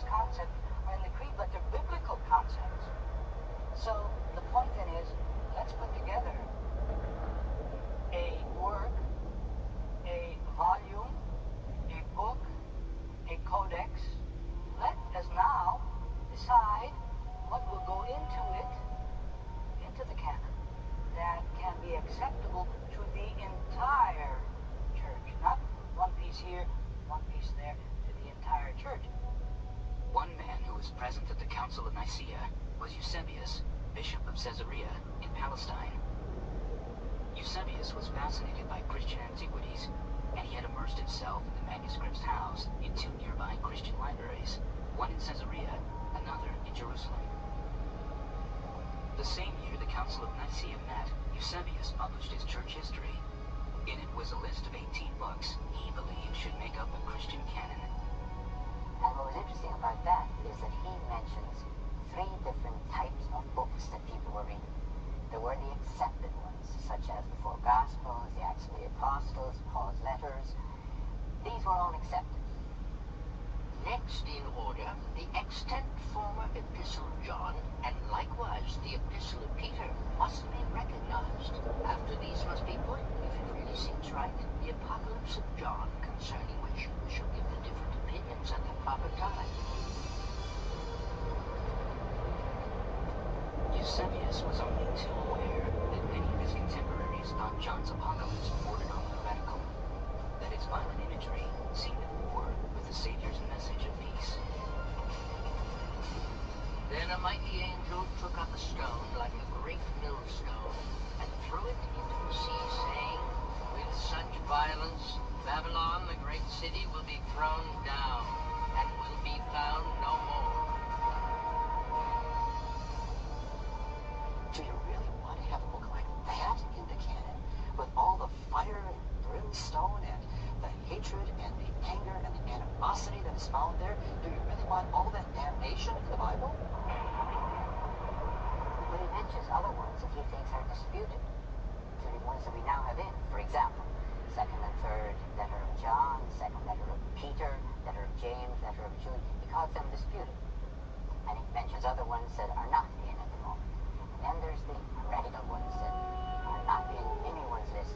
Books that were considered forbidden were books that aren't really sanctioned. In other words, you have things like The Shepherd of Hermas that are stories that are being told about Jesus, but they don't have any veracity. They may be part of a certain community's canon, but they're not part of the total canon. In other words, they're not things that people in other parts of the Christian world would recognize.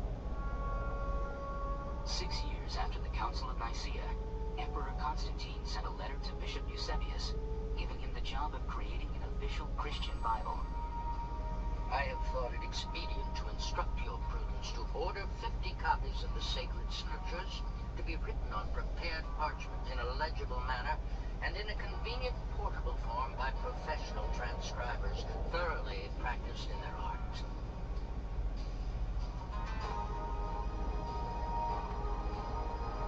Eusebius simply took the list from the church history he had written, 18 books he believed worthy of inclusion, and assembled these into Constantine's Bible. In stark contrast to Marcion's version of a Christian Bible, this volume combined the Hebrew scriptures with a set of Christian manuscripts, an Old and a New Testament. 50 beautiful Bibles done on vellum or parchment for the churches of Constantinople. There's no indication that Constantine saw a problem with disputed books or different canons or different lists. That's not there at all. What he seemed to be concerned with is Constantinople, his new capital, called after himself, of course, was going to have lots of new churches. He wanted beautiful Bible enshrined in each of those churches. But this Bible, commissioned by the Roman Emperor, was lost to time, and with it, the precise list of books it contained. There are possibilities. For example, we have 2 4th century codices, books of the Bible, the entire Bible. One is called the Codex Vaticanus because it's in the Vatican. The other is the Codex Sinaiticus, which is in the British Library. It's found at Mount Sinai in St. Catherine's Monastery. And we can't be sure of the contents because there's missing pages. If either of these ancient fragmentary documents are indeed copies of Constantine's Bible, it appears their contents differ from Eusebius's list. There are at least 2 disputed books included in Codex Sinaiticus: The Shepherd of Hermas, a popular book among early Christians, and the Epistle of Barnabas. Yet even after Constantine's beautifully rendered Bibles were sent to the churches in Constantinople, it would be another 40 years before a final list of 27 New Testament books would be officially canonized by the church. What we have to understand is that nobody wrote sample library, small library of documents. We had to make a major discussion of how we're going to have the Hebrew scriptures in their Greek rendition in our Bible. Will the Bible start with Matthew? Will the Bible start with Matthew? Or will the Bible start with Genesis? Many highly popular writings were excluded, some of which were even more popular than the books that were accepted. What is straight thinking and proper thinking? And that discussion is not just theological, it's social, it's political, and the answer to those questions is determined by a vote. What are the right books to read? And what books should not pass before the eyes of the faithful? What books should be forbidden for their reading?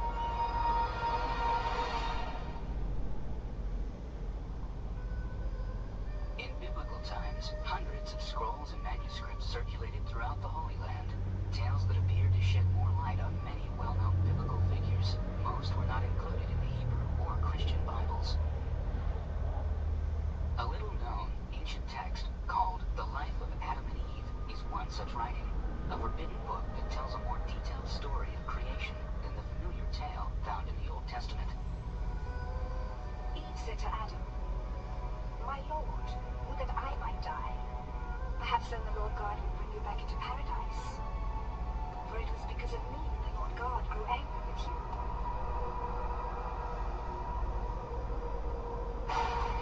There are jealous angels and a far more devious and persistent serpent. The life of Adam and Eve begins with sort of the backstory of what you get from the Genesis 3 account. In the Genesis 3 account, you have the snake, the wisest of all creatures, who tempts the woman with a couple of sort of truths into taking a bite of the fruit. She also gives the fruit to her husband, and as soon as they consume the fruit, they recognize that they are naked. And they're ashamed, they avoid God. One important motivation for writing another version was to fill in the gaps in the Genesis story, and I believe to provide a larger context for it, to explain why it was that something so odd as a serpent would be tempting a woman to eat forbidden fruit. But if the life of Adam and Eve gave an ancient audience more information about Eve's temptation and fall from grace, why was it left out of the Bible? The life of Adam and Eve was no doubt excluded because it would have had to have come in the first part of the Bible. The Christian Bible tells a story. Not only the texts that are chosen to go in it, but the order of the text. It begins with Genesis, or the beginning, and it ends with Revelation, a tale of the end. Therefore, if you were going to include something like the life of Adam and Eve in the Christian Bible, you would need to include it in the beginning of the text, near Genesis. Since it's clearly a retelling of Genesis, there was no place for it in that canon. But not an exact retelling. Some scholars believe the life of Adam and Eve was written in the 1st century, as much as 1,000 years after the first known written manuscript of Genesis. There is another theory that it was written at a later time, in the 3rd or 4th century, at the time the Christian Bible was taking form. What the reasons for its not attaining that status might be, we don't know. It could be, this is just guessing, that people knew it was written at a later time. The teachings of the book, you would think, would be compatible with Jewish and Christian teachings, but we don't have any ancient discussion about why it may have been thought not on the same level as, say, Genesis. While its exclusion may be a mystery, we do know the book was popular in its day. The anonymous writer gave his ancient audience a chance to see these temptations from Eve's point of view. It is a surprising tale of deceit and betrayal, far different from the version found in Genesis. In the life of Adam and Eve, Eve seems to be an innocent victim. We find out that Eve was alone. Adam was nowhere near her. They both had separate halves of the garden. We also find out that the guardian angels who are supposed to protect Adam and Eve are gone. So Eve is sitting there alone when all of a sudden she sees not only the serpent, but the devil disguised as an angel. And this devil as an angel convinces convinces her to take from the tree that she is not supposed to eat from. And at first she says, no, I really shouldn't do that. It'll make God angry. And he says, after you're done, you won't need to worry about God, in effect. When Satan's ruse is revealed, Eve's innocent trust turns to terror. She realizes that Adam will share her hellish punishment, expulsion from paradise, and a life of wandering in an unforgiving wasteland. Adam and Eve, of course, want to get back into the garden. And so Adam devises a means by which they are tested, and they stand in rivers. They stand in separate rivers. Do you wish to kill me that I might die? Adam responded, "Don't say such things, Eve, lest the Lord God bring upon us some other curse. How could it be that I should raise my hand against my own flesh?" Adam decides to stand in the River Jordan for 40 days and suggests to Eve that since she's weaker, she should only stand in the Tigris for 34 days. However, while she's in the Tigris, the devil comes disguised as an angel after 18 days and convinces her to leave the river. "The Lord God has heard your lamenting and accepted your penitence. Now therefore, come out of the water, and I will lead you to the place where your food is prepared." She walks over to Adam with this wonderful news: we've been rescued from the rivers, and Adam looks at her and sees not an angel standing beside her, but the devil. And he says, "Eve, how could you have done this again?" When Adam was created in God's image, the angels were ordered to bow to Adam or worship Adam. And Satan refused to do this. He said he should not bow to someone who was created after he was and was inferior to him. In defiance, Satan and his gang of rebel angels build a rival throne that literally places them above God. Outraged, God expels them from heaven and banishes them into the depths of the earth. This tale of Satan's jealousy and revenge is not found in the Holy Bible, yet it is among the stories told in the Quran, sacred scripture for Muslims, written 800 years later. The Quran tells us that God creates human beings, Adam, out of clay, and that God creates these mysterious beings, jinn, out of what the Quran says is smokeless fire without smoke. God calls Adam the greatest of God's creations, and tells the angels to bow down before this creation. And one of them refuses. In the text of the Quran, Satan, Iblis, refuses to bow down. We're not sure what manner of being Satan is, and so there's a contention there among Muslims.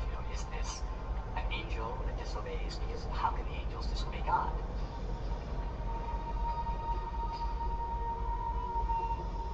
For Christians and Jews, the creation story in Genesis leaves a lingering question. If Adam and Eve had 2 sons and no daughters, if no other humans existed, who gave birth to humanity? One of the Holy Bible's more puzzling omissions is found in the book of Genesis, in the story of Adam and Eve's son, Cain. He murders his brother Abel, is cursed by God, and becomes a fugitive. Then, suddenly, we learn that Cain has a wife who is pregnant. "And Cain went out from the presence of the Lord and dwelt in the land of Nod on the east of Eden. And Cain knew his wife, and she conceived and bore Enoch." Anyone who's ever taught Sunday school is familiar with the problem that you talk about Cain getting married, and suddenly a million hands go up. Wait a minute, where did the wife come from? We know about Adam and Eve, of course. But what about their children, their sons, who were the wives of the first males? I think that the Bible story is disturbing on many levels, but some people find it most disturbing in the way that it doesn't make literal sense. That Cain obviously can't marry somebody who doesn't exist, and they can't get to the deeper levels until they find some kind of peace with the narrative level, with the story of what happened. And so for many, until we can figure out who Cain's wife was, we can't discuss the deeper issues. Some 150 years before the birth of Jesus, an unknown author sought to clarify the total creation as written in the book of Genesis. It was a time in history when many Jews were being tempted by other faiths. The author wanted to maintain the purity of their beliefs, Jewish law. His book, called Jubilees, offers intimate details of the lives and struggles of the first human beings. It begins with Moses. He is visited by an angel who reveals a secret behind-the-scenes version of Jewish history, from the very beginning of creation to the parting of the Red Sea. I would suggest that the Book of Jubilees is what we would today call a fundamentalist book. Why? The Book of Jubilees tries to answer unanswered questions, to cross every T and dot every I of the stories in Genesis. They bleep over the parts that don't particularly important, and they dwell on the issues that they want answered. He wants to take it too literally, and therefore gets boxed into a corner of having to explain every detail. And it comes out creating more problems than it actually solves. Among the more disturbing revelations offered in Jubilees is a rather chilling answer to the mysterious and sudden appearance of a wife for Cain. Jubilees tells us that Adam and Eve had 9 sons and daughters, not just the 3 sons, Cain, Abel, and Seth, mentioned in Genesis.